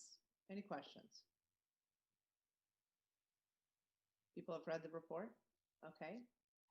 Do you want to proceed with a motion on item 8? I would be happy to move to approve. I'll second that. Okay. Will the clerk please call the vote? Councilman Stolberg. No. Councilwoman Stone. Aye. Councilman Kaufman. Aye. Councilman Bloomberg. Aye. Councilman Noble. No. Councilman Holloman. No. Mayor Rotering. Aye. 4 ayes, 3 nays. Item 8 is approved. Item 9, an ordinance granting approval of variation to the sign code related to construction signs for the Albion Highland Park development at 1850 Green Bay Road. Do we need a presentation? Has everyone read the package? Okay. Anybody have any comments, questions, or is there a motion on item 9? Councilman Bloomberg. I'll just observe that we've done this in other similar circumstances, which was set forth in the packet. So I'm going to move to approve this. Second. Okay, any other comments? Hearing none, will the clerk please call the vote? Councilman Stolberg, Aye. Councilwoman Stone, Aye. Councilman Kaufman, Aye. Councilman Bloomberg, Aye. Councilman Noble, Aye. Councilman Hellman, Aye. Mayor Rotering. Aye, 7 ayes, no nays. Item 9 is approved. Item 10, an ordinance granting approval of variations to the sign code related to construction signs for the Oakwood Residences, 1 Highland Park development at 1560 Oakwood Avenue. Similarly, I'm presuming we don't need a presentation as this was provided in the packet. So may I have a motion on item 10? So moved. To approve. Second. Any comments or questions on 10? Hearing none, will the clerk please call that vote? Councilman Stolberg, Aye. Councilwoman Stone, Aye. Councilman Kaufman, Aye. Councilman Bloomberg, Aye. Councilman Noble, Aye. Councilman Hellman, Aye. Mayor Rotering. Aye, 7 ayes, no nays. Item 10 is approved. Item 11, an ordinance approving a purchase and sale agreement for the air rights over 1910 Second Street. Do we need a presentation or have the several preceding been sufficient and what's provided in the packet? I see Councilwoman. I just have one Move question. to approve. My question is, if Albee and Jacobs begins construction and then they can't complete it prior to paying the city, and or they go bankrupt or something like that once construction has begun, how does the city, still get paid for these air rights? What happens in that instance? Director Fontaine. Art Passman would probably be best to answer the question, Mayor. Hello, Hart. Thank you. Hi. Good evening, Mayor. Good evening, Council. Councilman Stone, to answer your question, we negotiated that very point with the developer. A couple things. First, the agreement provides that there will not be a close until all zoning approvals are granted, and that includes approval by the City Council of a development agreement. Further, the development agreement is required to contain a provision that any lenders or other holders of a security interest have to agree that they will pay the city if they end up taking over the property from Albee and Jacobs. So through those mechanisms, we believe we have a reasonable assurance the city will get paid even if something happens to this particular developer. Great, thank you very much. Okay. I'd like to move to approve. Second. Okay. Any further comments or questions? Hearing none, will the clerk please call that vote? Councilman Stolberg, Aye. Councilwoman Stone, Aye. Councilman Kaufman, Aye. Councilman Bloomberg, Aye. Councilman Noble, Aye. Councilman Hellman, Aye. Mayor Rotering. Aye. 7 ayes, no nays. Item 11 is approved. Is there any business from the council? Is there any business from city staff? Not at this time, Mayor, no. Okay. May I have a motion to adjourn this meeting? So moved. Second. All those in favor say aye. Aye. Aye. I think the clerk has to call that vote again. Sorry. No, it's okay. Councilman Stolberg, Aye. Councilwoman Stone, Aye. Councilman Kaufman, Aye. Councilman Bloomberg, Aye. Councilman Noble, Aye. Councilman Hellman, Aye. Mayor Rotering. Aye, 7 ayes, no nays, and we are adjourned. We will move now to our Committee of the Whole meeting. So I would like to call to order the Committee of the Whole of the City of Highland Park City Council, September 29th, 2020. Will the clerk please call the roll? Councilman Stolberg, Here. Councilwoman Stone, Here, Corporation Counsel's raising his hand. When you're done with the vote, I just have a comment there. Okay. Councilman Kaufman, Here. Councilman Bloomberg, Here. Councilman Noble, Here, sorry, I unmuted. it's okay. Councilman Hellman, Here. Mayor Rotering. Here we have a quorum. Corporation Council. Mayor, I should have said this at the beginning of the city council meeting, and I'll say it at the beginning of this meeting, that we are proceeding, as you can see, virtually and not in person. We are doing so in compliance with the recently amended Illinois Open Meetings Act because the mayor has determined that an in-person meeting is infeasible because of the pandemic. We are following all of the requirements of the Illinois Open Meetings Act for holding a virtual meeting. I've personally confirmed that all requirements have been set and satisfied. Thank you. Whoops. Thank you, Corporation Counsel. Appreciate that. We are going to move ahead to our scheduled business now. I am seeking approval of the minutes of the special meeting of the Committee of the Whole held August 24th, 2020. So moved. Second. Will the clerk please call the vote to approve the minutes? Councilman Stolberg, Aye. Councilman Stone, Aye. Councilman Kaufman, Aye. Councilman Bloomberg, Aye. Councilman Noble, Aye. Councilman Holloman, Aye. Mayor Rotering. Aye, 7 ayes, no nays. Our minutes are approved. Continuing on with our 2021 budget workshop, which will include a presentation of our budget schedule, mission, priorities, policy, revenue, fees, taxes, fund balance, 10-year CIP, and library proposed budget. And before we take this dive, I just want to thank our Director of Finance, Julie Logan, our senior department leaders, our city manager. You've done an amazing job. And, you know, we're looking forward with this conversation, but I want to be really clear that looking back on the challenges of the prior 10 months or 9 months and where we're headed, you've done an unbelievable job under incredibly challenging circumstances. Appreciate the strong communication, appreciate the very thoughtful and nuanced approach to budgeting as we move forward in a completely different environment than the one we had the last time we did this exercise.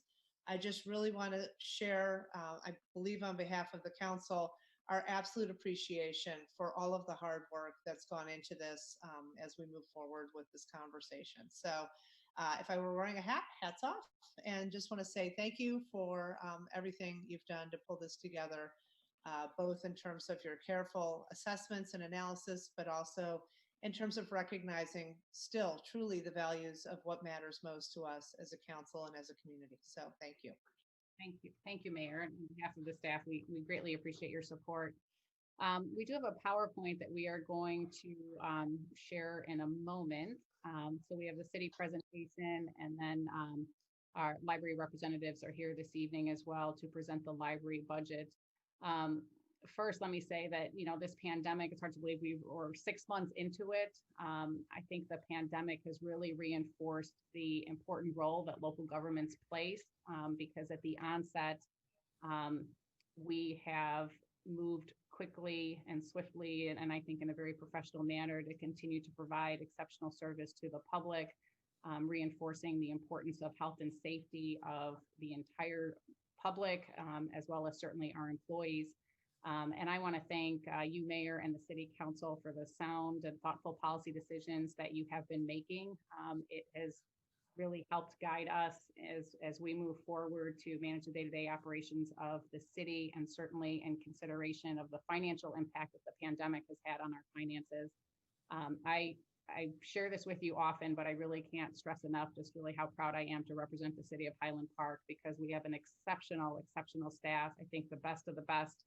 In the 27 years I've been working in local government management, and I'm so pleased and honored to work with the City Council, because I do believe that you set sound policy decisions based on the best interests of the community. We have the budget workshop. This is what we're going to cover at today's budget workshop. And Julie, if you could go to the next slide. We put together a budget schedule every year, certainly as the council is well aware, and we've said it several different times. Our budget process starts in the first quarter of the year. We pushed it back a little bit later this year because in light of the pandemic and the emergency response that we were providing, but we still have a very comprehensive budget schedule. And this included a significant amount of work on staff and coordinating, making sure that we were reflecting the policy decisions of the City Council.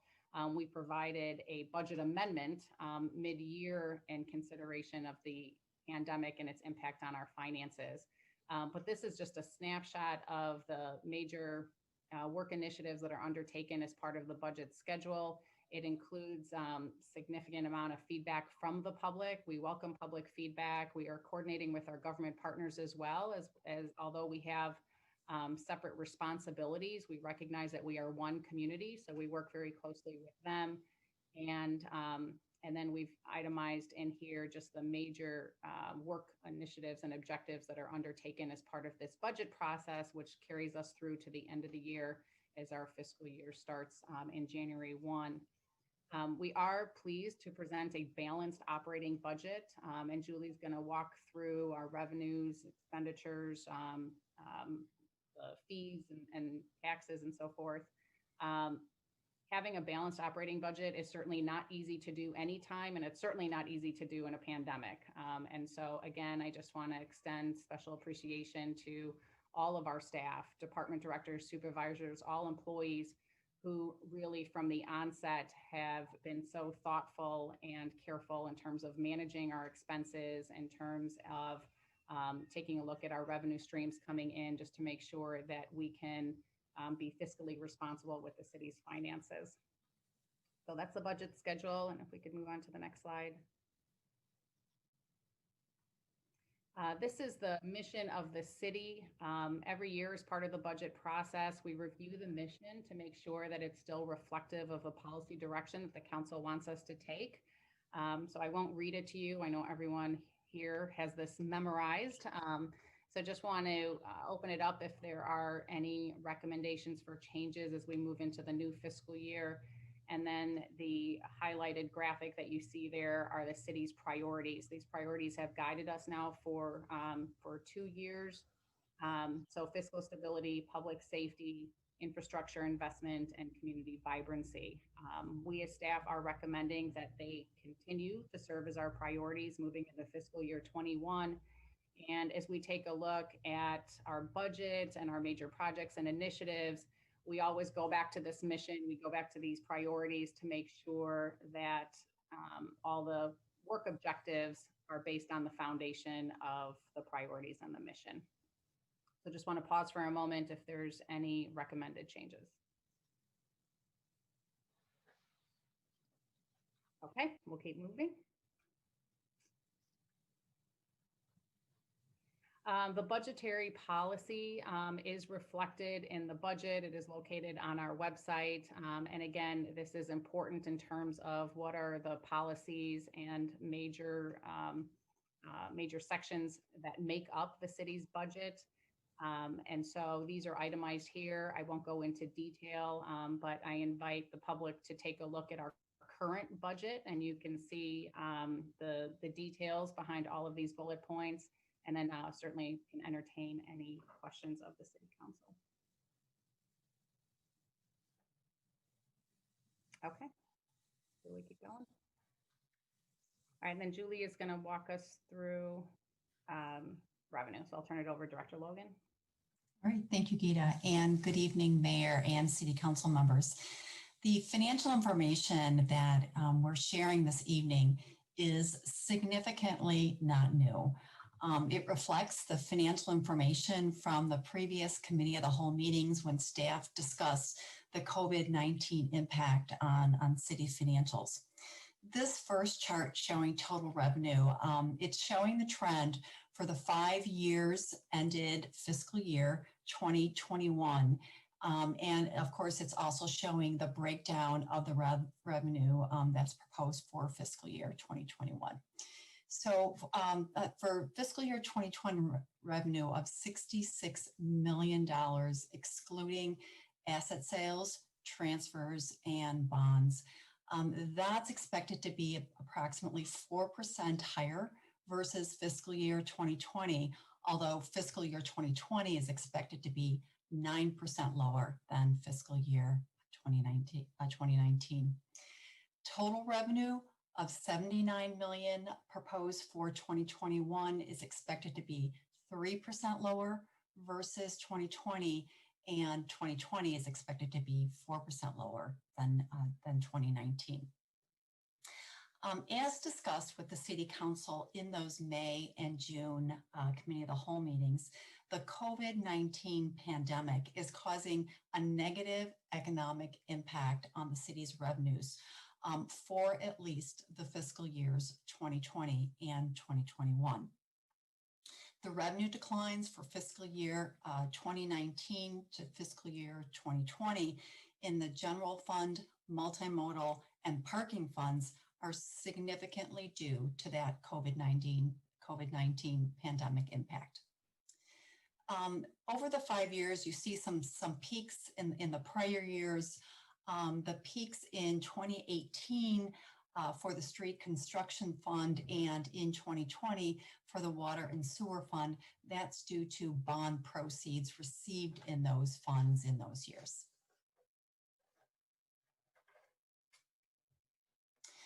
This is a similar chart breaking it down for the general fund, showing a 5-year trend in revenue sources ending in fiscal year 2021, and then also showing the breakdown of those revenue sources for fiscal year 2021.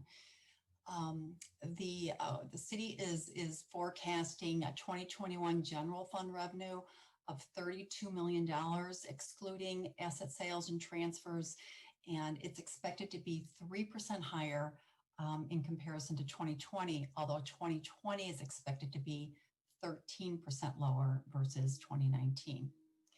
Total revenue in the general fund of $35 million, it's expected to be 2% higher than 2020. And again, although 2020 is expected to be 20% lower than 2019. The revenue declines from 2019 to 2020 are in sales tax, charges for services, utility tax, business tax, state income tax, and permits and licenses. And again, all significantly due to the economic impact of the pandemic. The increase in property taxes that's shown on the chart from fiscal year 2019 to 2020 is due to a reallocation of property taxes that was originally budgeted in other funds, but due to the pandemic, that property tax was moved to this fund to partially offset some of the revenue decline in the general fund.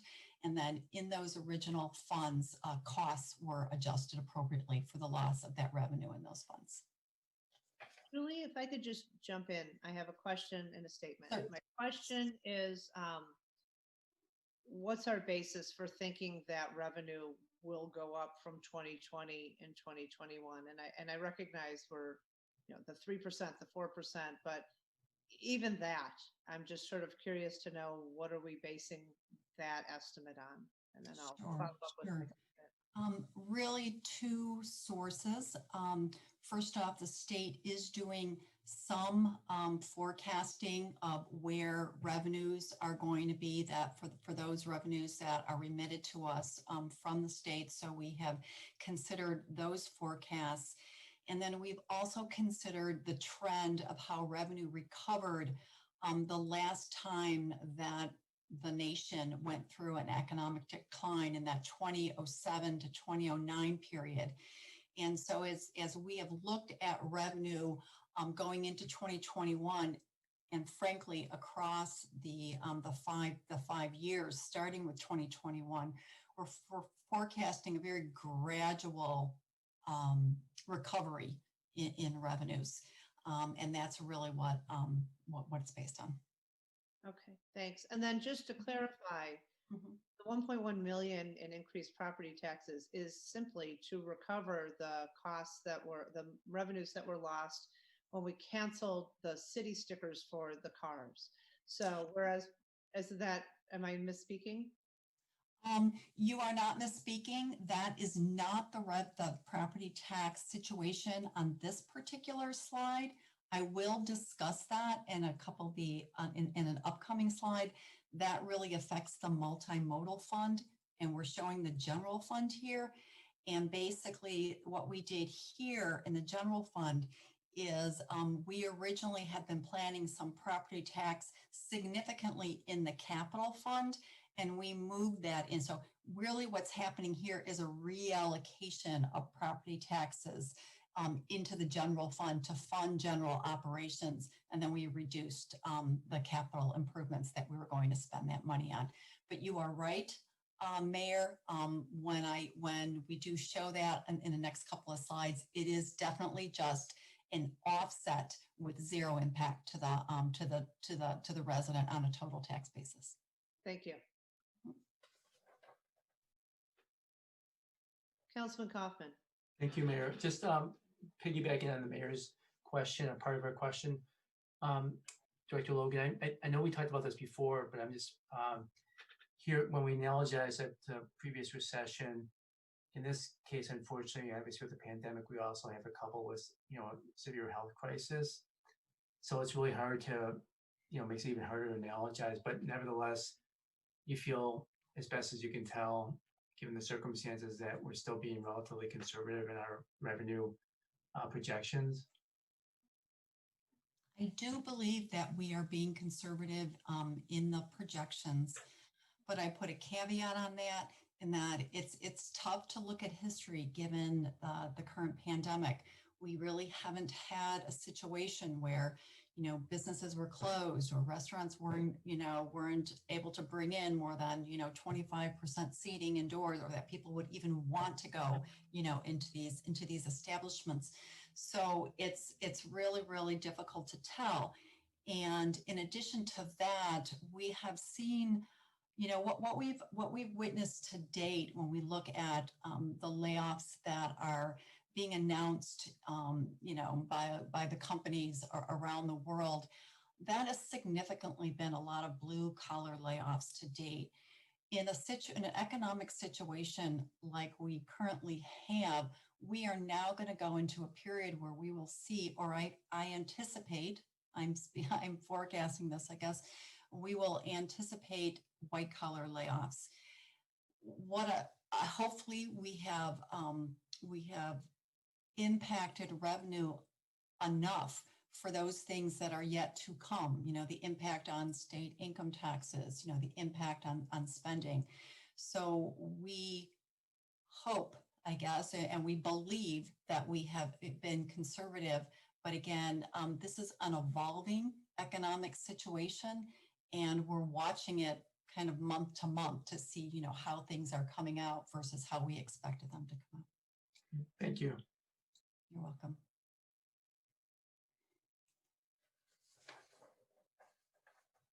Okay, onward. Okay. All right, so I'm showing a lot of changes in the total revenue from year to year here. So going from fiscal year 2020 to fiscal year 2021. And when you look at, overall, what is driving it, you almost have to go, all the way down to the bottom of the slide. We're forecasting a total revenue decline year on year of $2.7 million. If you walk up the slide a little bit, that's significantly caused by $5.8 million of bond proceeds that the city received in 2020 that we're not going to repeat in 2021. And we received those bond proceeds from debt financing. Interest rates, took a nosedive over the last year. We took advantage of that. We refinanced some debt in the water and sewer funds at significantly lower rates, and the city will be realizing interest rate savings on that over the next 10 years.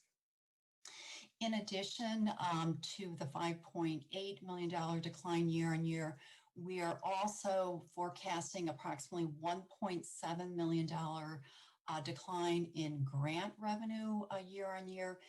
That's due to $1 million of it is due to the CARES and FEMA reimbursement that we expect to receive in 2020 that, again, we don't expect to repeat in 2021, and that approximately $700,000 of higher construction grants in 2020 So there are some revenue improvements totaling.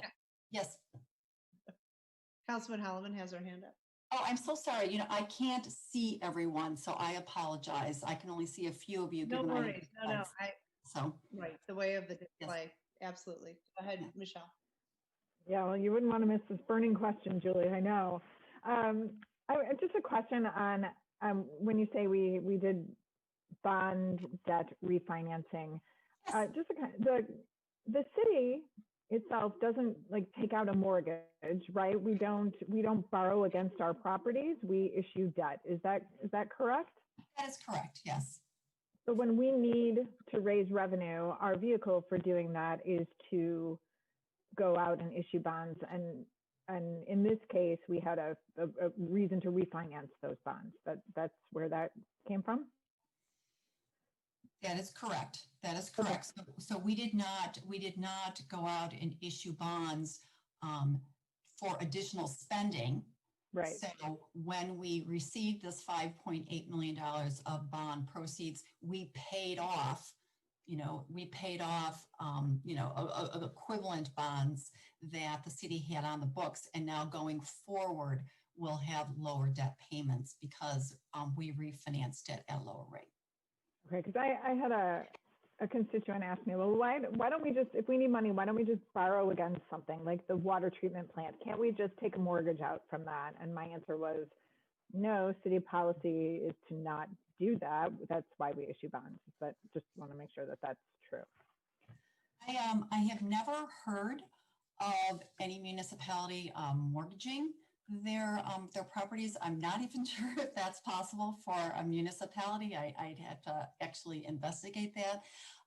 But the city has historically chosen to issue general obligation bonds because it is the lowest rate of financing that you can get.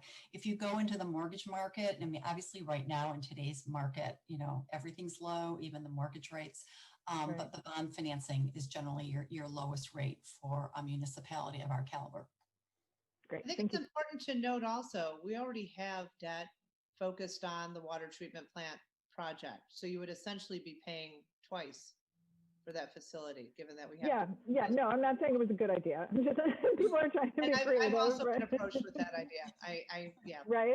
So I just wanted to clarify that was not a normal vehicle for the city and that we have this other vehicle. Thank you. And one of the things you would be doing with that, if we did decide to, mortgage a property, if we could mortgage a property, but we weren't actually making capital improvements with that money, that would mean that we'd be using that money to finance operations, which is generally frowned upon in any market that you would go to, and the city generally has a policy against financing its operations. Right. Councilwoman Stone also had her hand up. Thank you. The increase in the revenue to the parking fund is noted as being revenue for when parking resumes. And I'm okay with keeping that in there. I'm assuming that's at a lower amount than we normally get in a year, but I think it's optimistic. I'm hearing from people who are planning to be working at home for another year. And some people who are planning to work from home more often. So I think that the parking may not recover as quickly as we want it to. Your point is very well said and very well taken. I believe I'm going to have to go from memory here.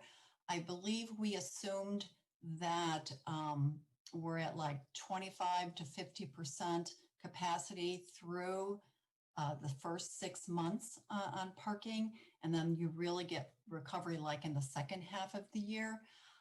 Similar for bus service returning, where we say in the multimodal fund that service resumes. Similar, we've taken some similar assumptions there. Whether they are conservative enough, again, I believe they are conservative. It's hard to forecast, exactly where this is going to go. Thank you. One other assumption in here, if we just take a quick look, we brought up two of the revenue improvement assumptions. The other assumption here, we assume that payment in lieu of taxes returns to the city. That assumption really indicates that Ravinia is able to have a fiscal year 21 season, and we are assuming it is at about 70% capacity. Again, is that a conservative enough assumption? It's for us to determine. Any other questions? I don't see any. All right, I'm going to go ahead and move on. Thank you for healthy. Okay, so for fiscal year 2021, the city is not proposing any fee changes. And this is really given the COVID-19 economic impact to the city's residents and businesses, the city decided to go with a no fee change policy. There is a tax levy increase in the budget of approximately 1.1 million. And that's, as the mayor brought up earlier, it offsets the loss of vehicle sticker revenue from the city's repeal of vehicle sticker revenue, vehicle stickers in 2020. So if you look at fiscal year 2019 to fiscal year 2021, it has a net zero impact to the city residents on a total tax basis.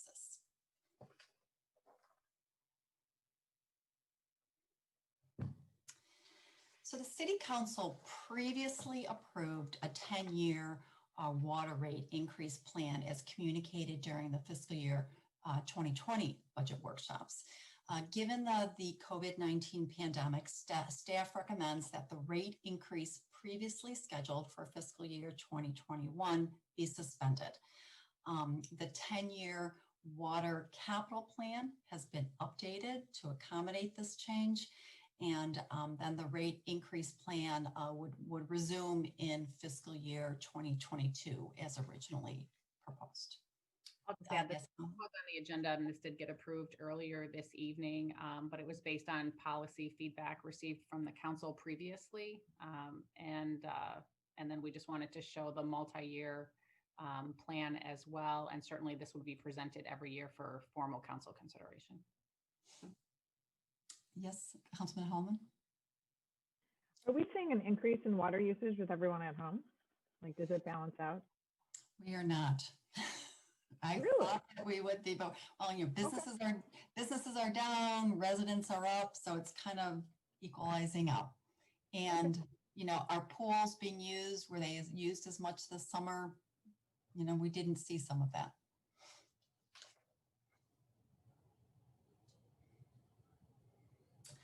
Staff did update the water rate survey that we generally share with City Council at this time of year.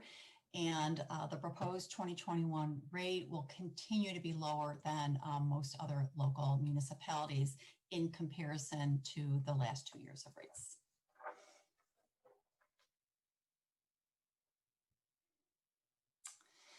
So based on the distribution of the city's 2019 property taxes collected in fiscal year 2020, the city represents approximately 7 cents per dollar of a resident's tax bill. The largest portion of the city's 7% levy pays for public safety costs. The library also represents approximately 7% of the tax bill. For fiscal year 2021, as we mentioned, there is a proposed tax levy increase, and it is a zero net impact to the resident on a total tax basis. Yes, Councilman Stone. Thanks, Julie. I've got one question. You said the library represents 7%. Is the 7% for the city? The 7% is for the city, and then it says on the chart to the left that another 3% is for the library. Is that right, or is another 3%? As a percentage of the tax dollar, 7% is the city, and then 3%. I see that. Yes. Or is the libraries counted cumulatively in the cities? Very, very good comment. I believe that I have to go check. I hope I haven't not mislabeled those two. And I guess it is I think the library is 3% and the park district is actually 7%. My apology for misstating that. Okay. I will verify that for you though, but I believe the chart is correct. That's consistent with the chart. Thank you. Yeah.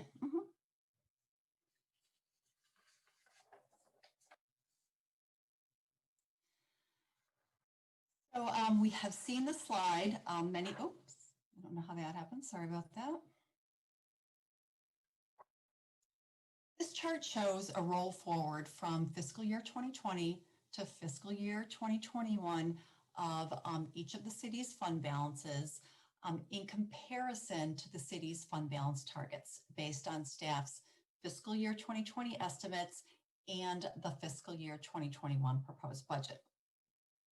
Proposed budget is balanced on an operating basis with the general fund operations near break even for fiscal year 2021. Almost all fund balances decline year on year from fiscal year 2020 to fiscal year 2021, given the proposed budget includes $7 million of policy permitted strategic fund drawdowns in excess of reserve to pay for capital improvements, the city's pension contributions, and OPEB reserve. Fund balances are expected to meet or exceed the city targets as shown on the last two columns of the slide by fund. And the details of the budget and the 2020 estimates that support this fund balance summary will be available to the City Council on October 16th and then available to the public on October 19th.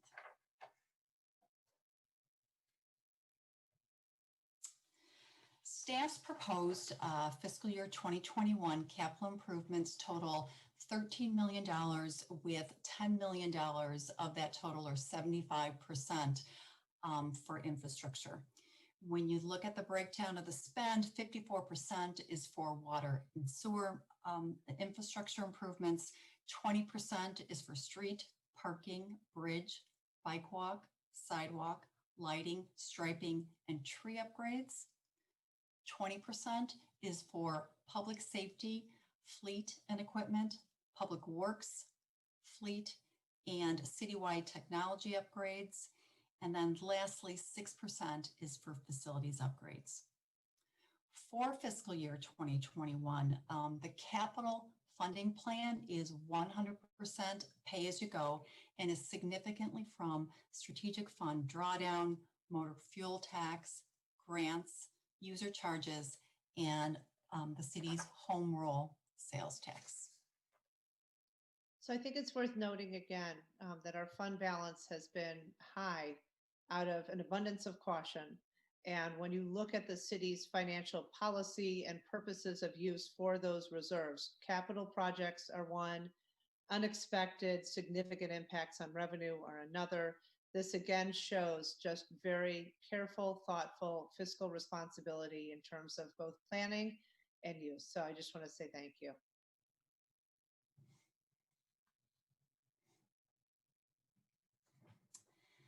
The city invested $150 million in capital improvements over the last 11 years through fiscal year 2020. Looking at the 10-year plan that is proposed with the 2021 budget, the city is planning an additional $117 million of capital improvements over the next 10 years, including the $13 million proposed for fiscal year 2021. The largest components of investment continue to be for sewer, water, streets, and public safety. A new Ravinia fire station and the senior center moving to the Country Club building are planned within the 10-year improvement plan. And the funding is 79% pay-as-you-go and is significantly from user charges, debt financing, motor fuel tax, grants, strategic fund drawdown, and home rule sales tax. The city is expected to meet or exceed fund balance targets during the entire 10-year capital plan.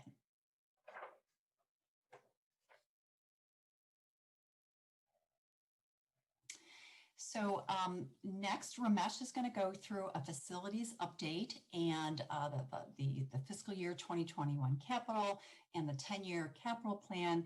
And then following that, the library budget will be presented. On October 13th, All of the departments will present their budgets for expenditures.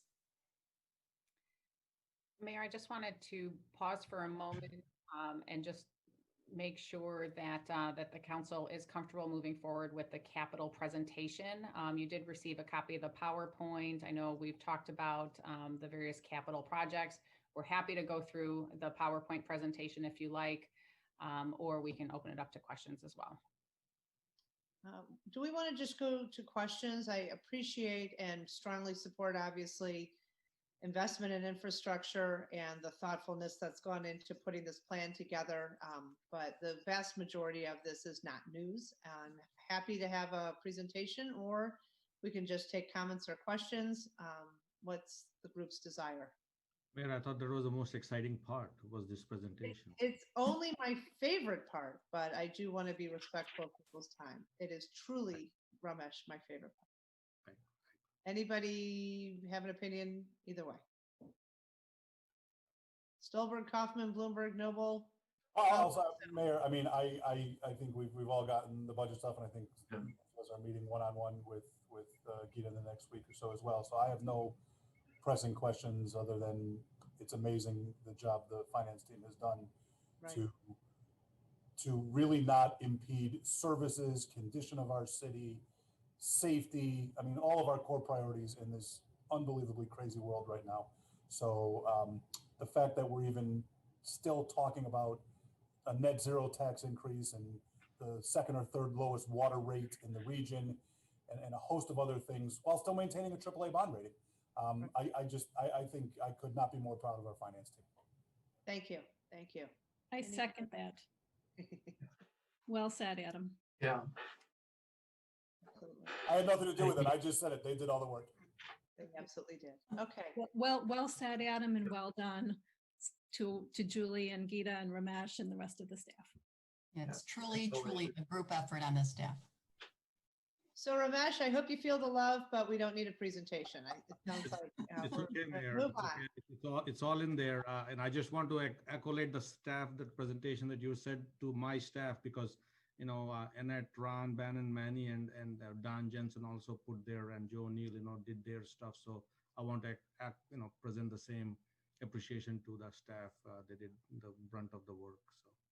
Absolutely. And this is all available or will be available on the city's website in the form of the draft budget. We've all received our giant notebooks, and I guarantee you either have or will be going through with a fine tooth comb. So the work is greatly appreciated. Thank you. And please convey our thanks to the team at Public Works. Right. Thank you, Mayor. Mayor, we do have Rich Matheson, Rob Olean, and Chad Clark representing the library. So they have their budget presentation to present this evening. Super. Thank you. Welcome.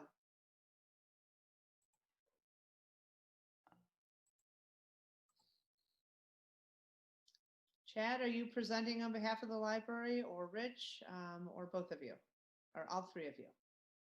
I believe Rob Olean is. Okay. Take it away, Rob. Thank you.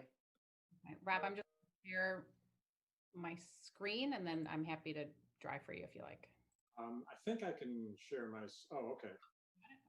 That's fine. I'm crushed to learn that we aren't your favorite presentation, but I'll work through it. You can go to the first real slide. We'll very quickly go through what we did in 2020, what we're aiming at 2021, and then get to the budget summary, the capital improvement plan, and showing of our fund balances. So the big thing we did in 2020, other than dealing with the COVID issues that everybody has been dealing with, is our big remodel project was completed.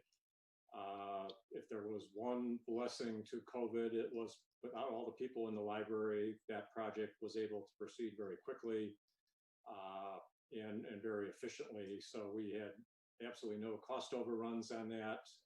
It is all done. It looks beautiful, although the new meeting rooms, for example, that we built are now being used to hold books as they are quarantined for a period of a week. they move from one of the new meeting rooms to the next until they're ready to be recirculated. Notwithstanding that we can't have people in the library, the staff has done a Herculean job of providing virtual programming and making sure that residents, students, and everybody are able to access the resources they need virtually. As you can imagine, ebook subscription or ebook checkouts and so on are way up. The library is now open again, as you know, and people can come in with an appointment to actually go inside the library.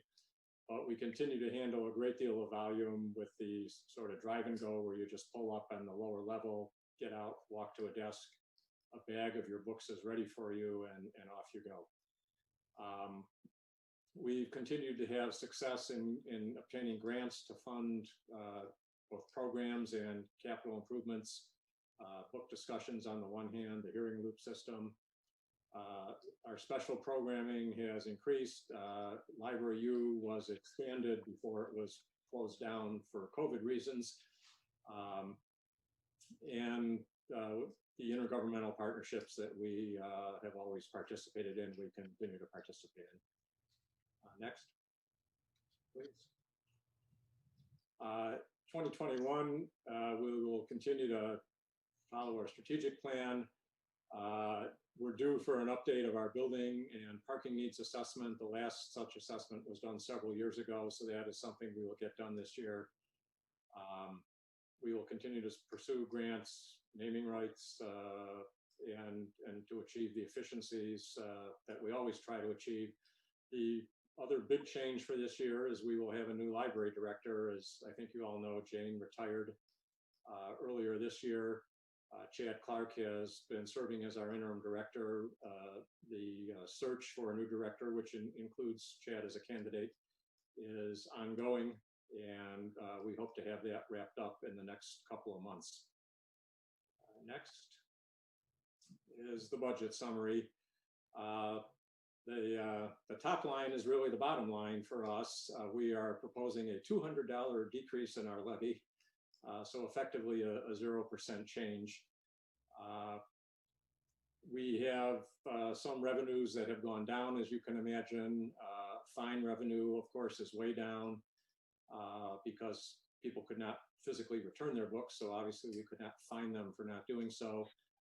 And indeed, starting on October 1st, we are, at least for the next 3 months, going to a fine-free policy on youth materials.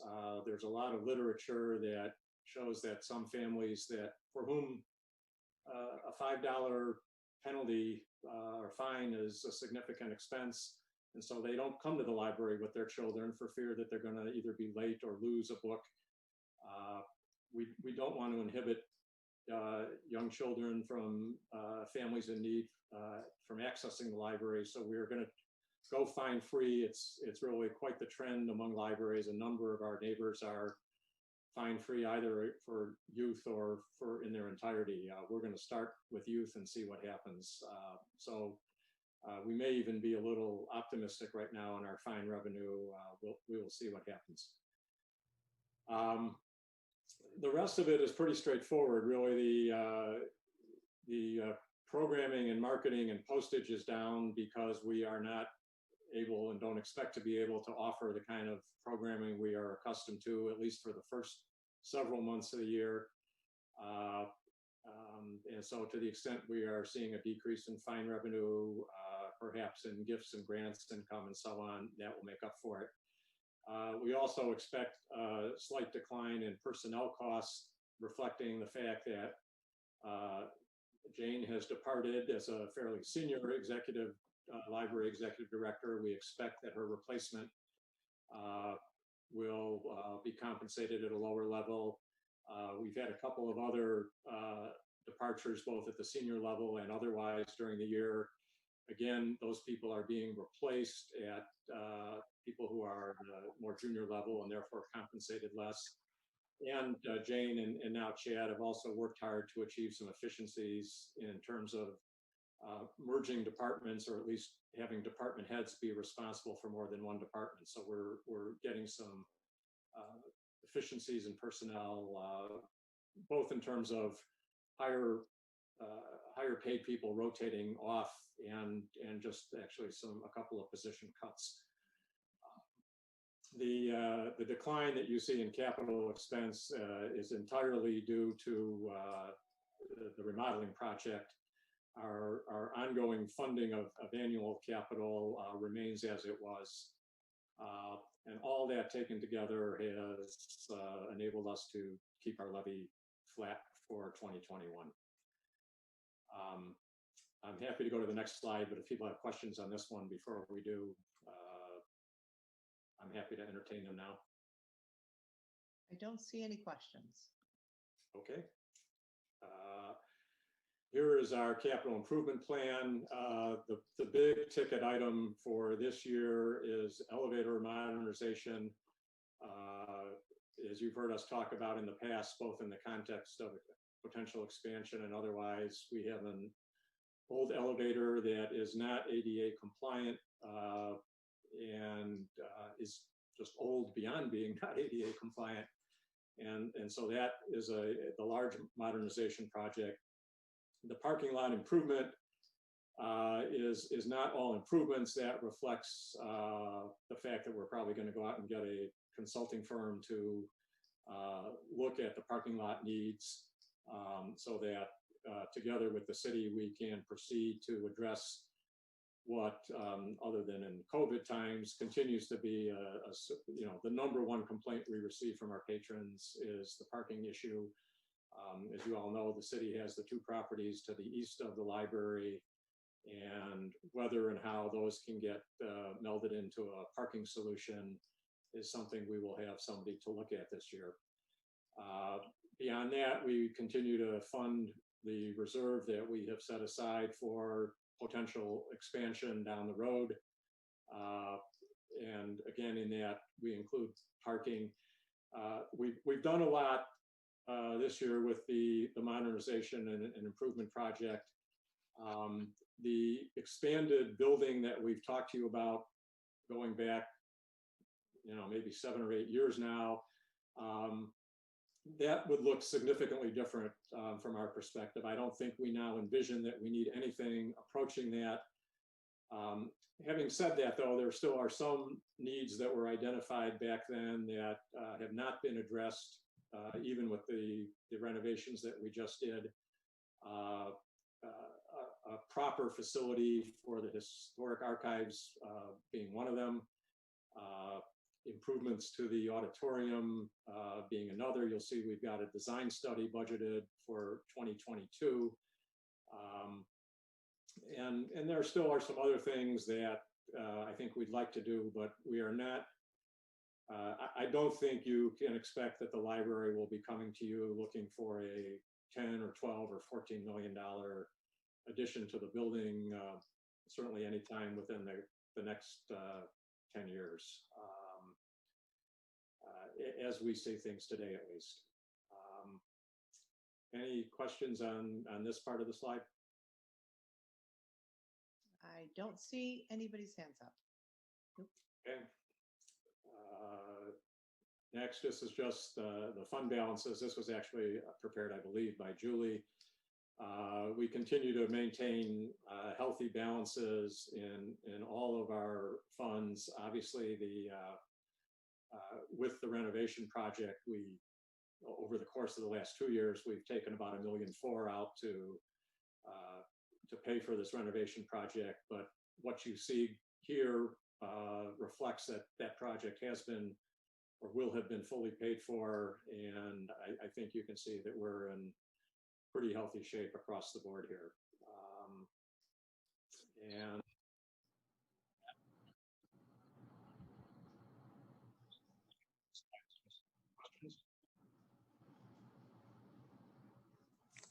Okay, I'm not sure who's unmuted, but in any case, are there any questions? I just want to first off say thank you to the library. Obviously, you were vital, and I mean this in all seriousness, to preserving and enhancing the mental health of our community, especially as this pandemic has worn on.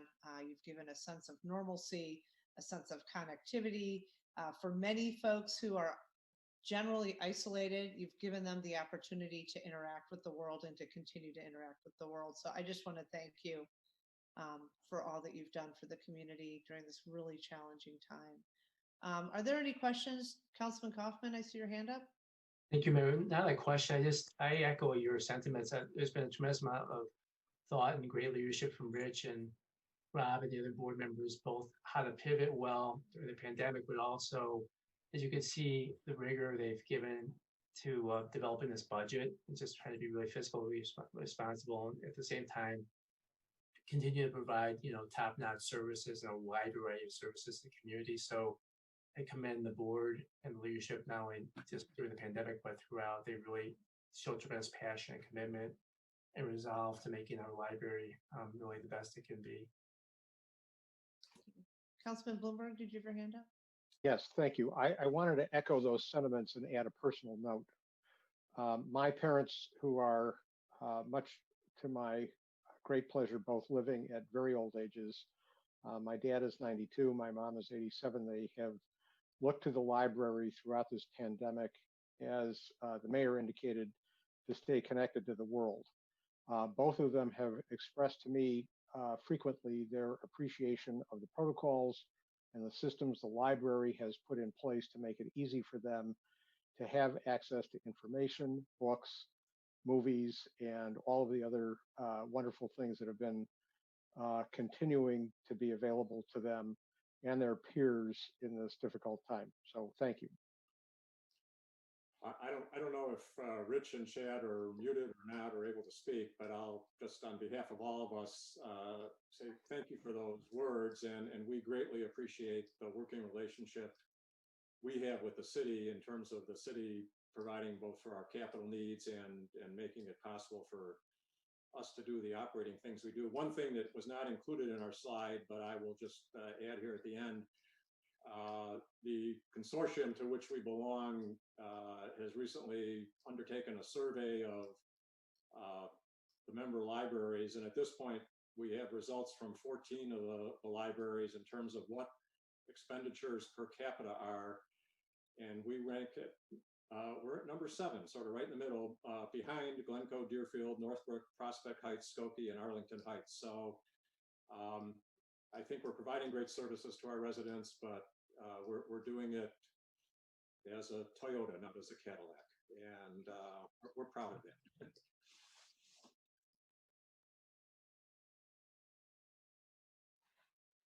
Great. Well, anything further from us needed at this point? Julie, Gita? Any questions? No? Okay. But at this time. Great. All right. Well, thank you, Highland Park Public Library, for everything. Really appreciated. Thank you. At this point, we will be adjourning our open session of the Committee of the Whole and going to our closed session meeting. So, Steve? Mayor, I did want to mention something, Gita, I don't know if this is the appropriate time to talk about political campaign signs. Sure, Mayor, if you'd like to continue. Sure, absolutely. Yes, Mayor, thank you. I just wanted to talk briefly about, since we are headed, as you well know, into a national election, followed shortly thereafter by a local election, and campaign signs are very popular in Highland Park, and they're popular in a lot of different locations, including public locations. I want to let you know that I'm working with the staff to make sure our codes and ordinances, policies, and regulations are updated to conform with relatively recent United States Supreme Court rulings that prohibit us from treating political campaign signs differently than other signs.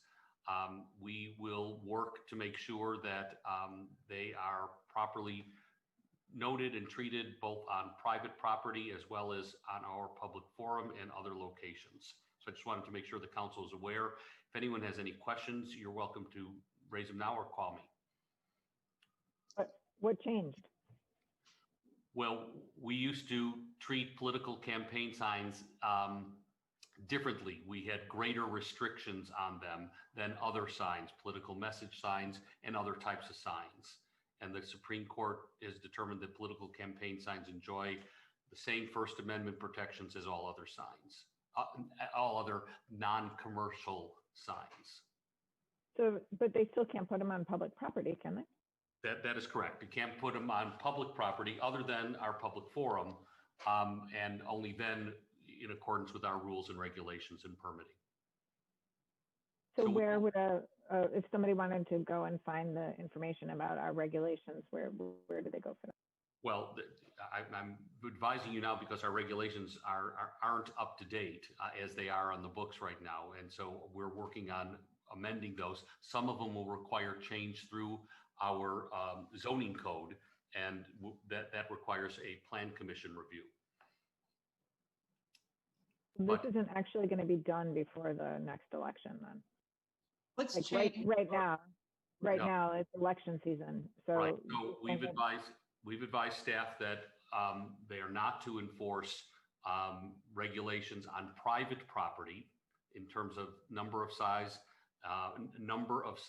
on private property, location on the private property, and duration on private property. None of those regulations can be enforced, and we're not enforcing them. We can enforce and will enforce if somebody places a campaign sign on City of Highland Park property, such as the Parkway or a public street. And with respect to our public forum, those signs must be permitted in accordance with our regulations prior to placement.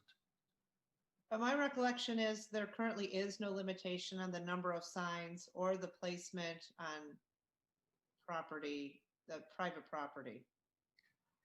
So I think obviously we need to go back and make sure that our law is within the bounds of what's now been promulgated from the court. But that being said, we also prohibit political campaign signs on our public forum, which is not, that prohibition is no longer allowed.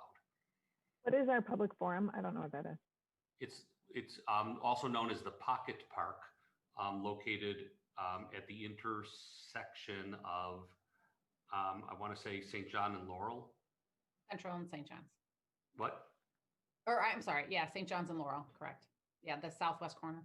so where the structure is, where we advertise for the community foundation and for the Highland Park Strings, that's the public forum. But I think it's also important to note, since you've brought up political signs, that if anybody is still watching us, those are considered personal property.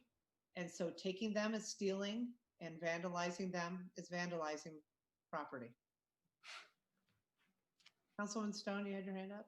That was what I wanted to say. I was troubled to hear that there were signs being vandalized, to see photos of those vandalized signs. And we had some signs stolen from my parents' house. And yeah, it's not okay. People are able to exercise their free speech rights and put these signs up. Exactly. And in addition to what you mentioned, Mayor, if they're on private property, then entering of that private property is trespass, in addition to the other crimes that you mentioned. Right. Councilman Holloman? Yeah, but sometimes the city will pull signs that are like on the, they're on private property, but they're too close to the street or whatever that limit is, right? And then we put those someplace. Maybe we just tell people where those are. Do they still have the sign corral up on 22? That is correct, yes.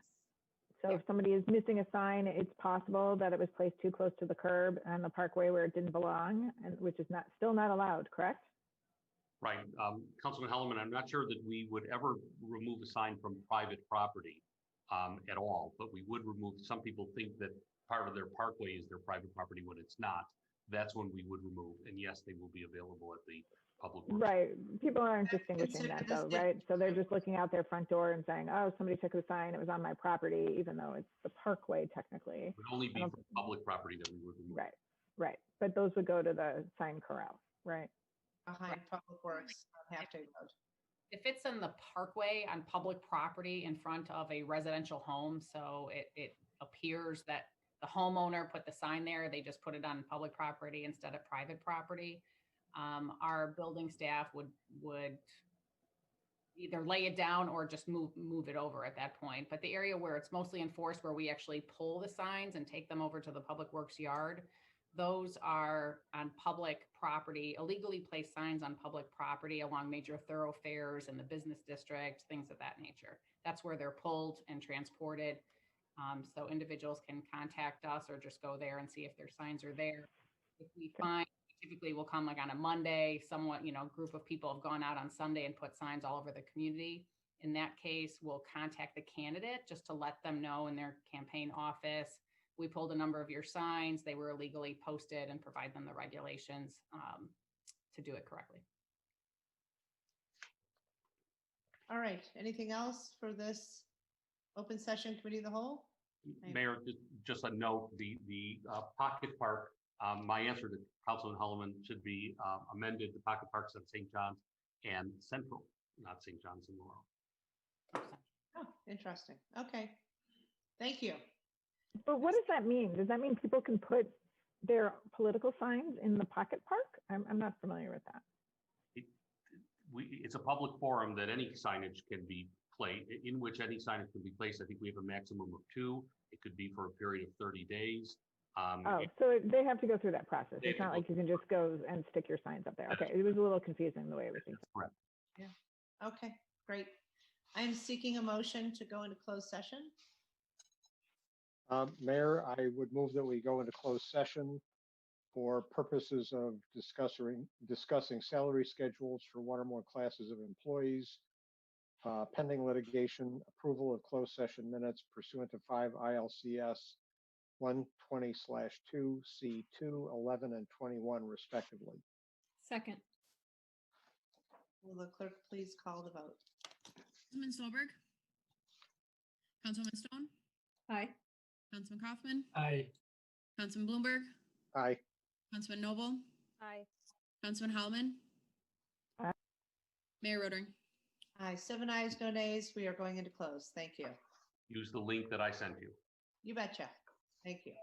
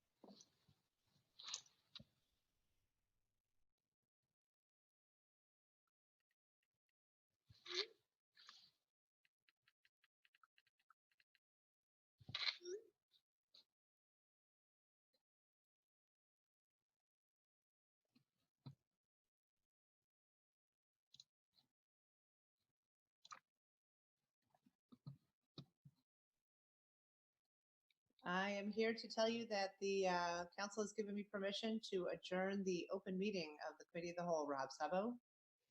I'm here. Confirmed. I will go ahead and end the meeting. Have a great night. Somebody let Larry know. Yep, I'll let him know. Thank you. Have a good night.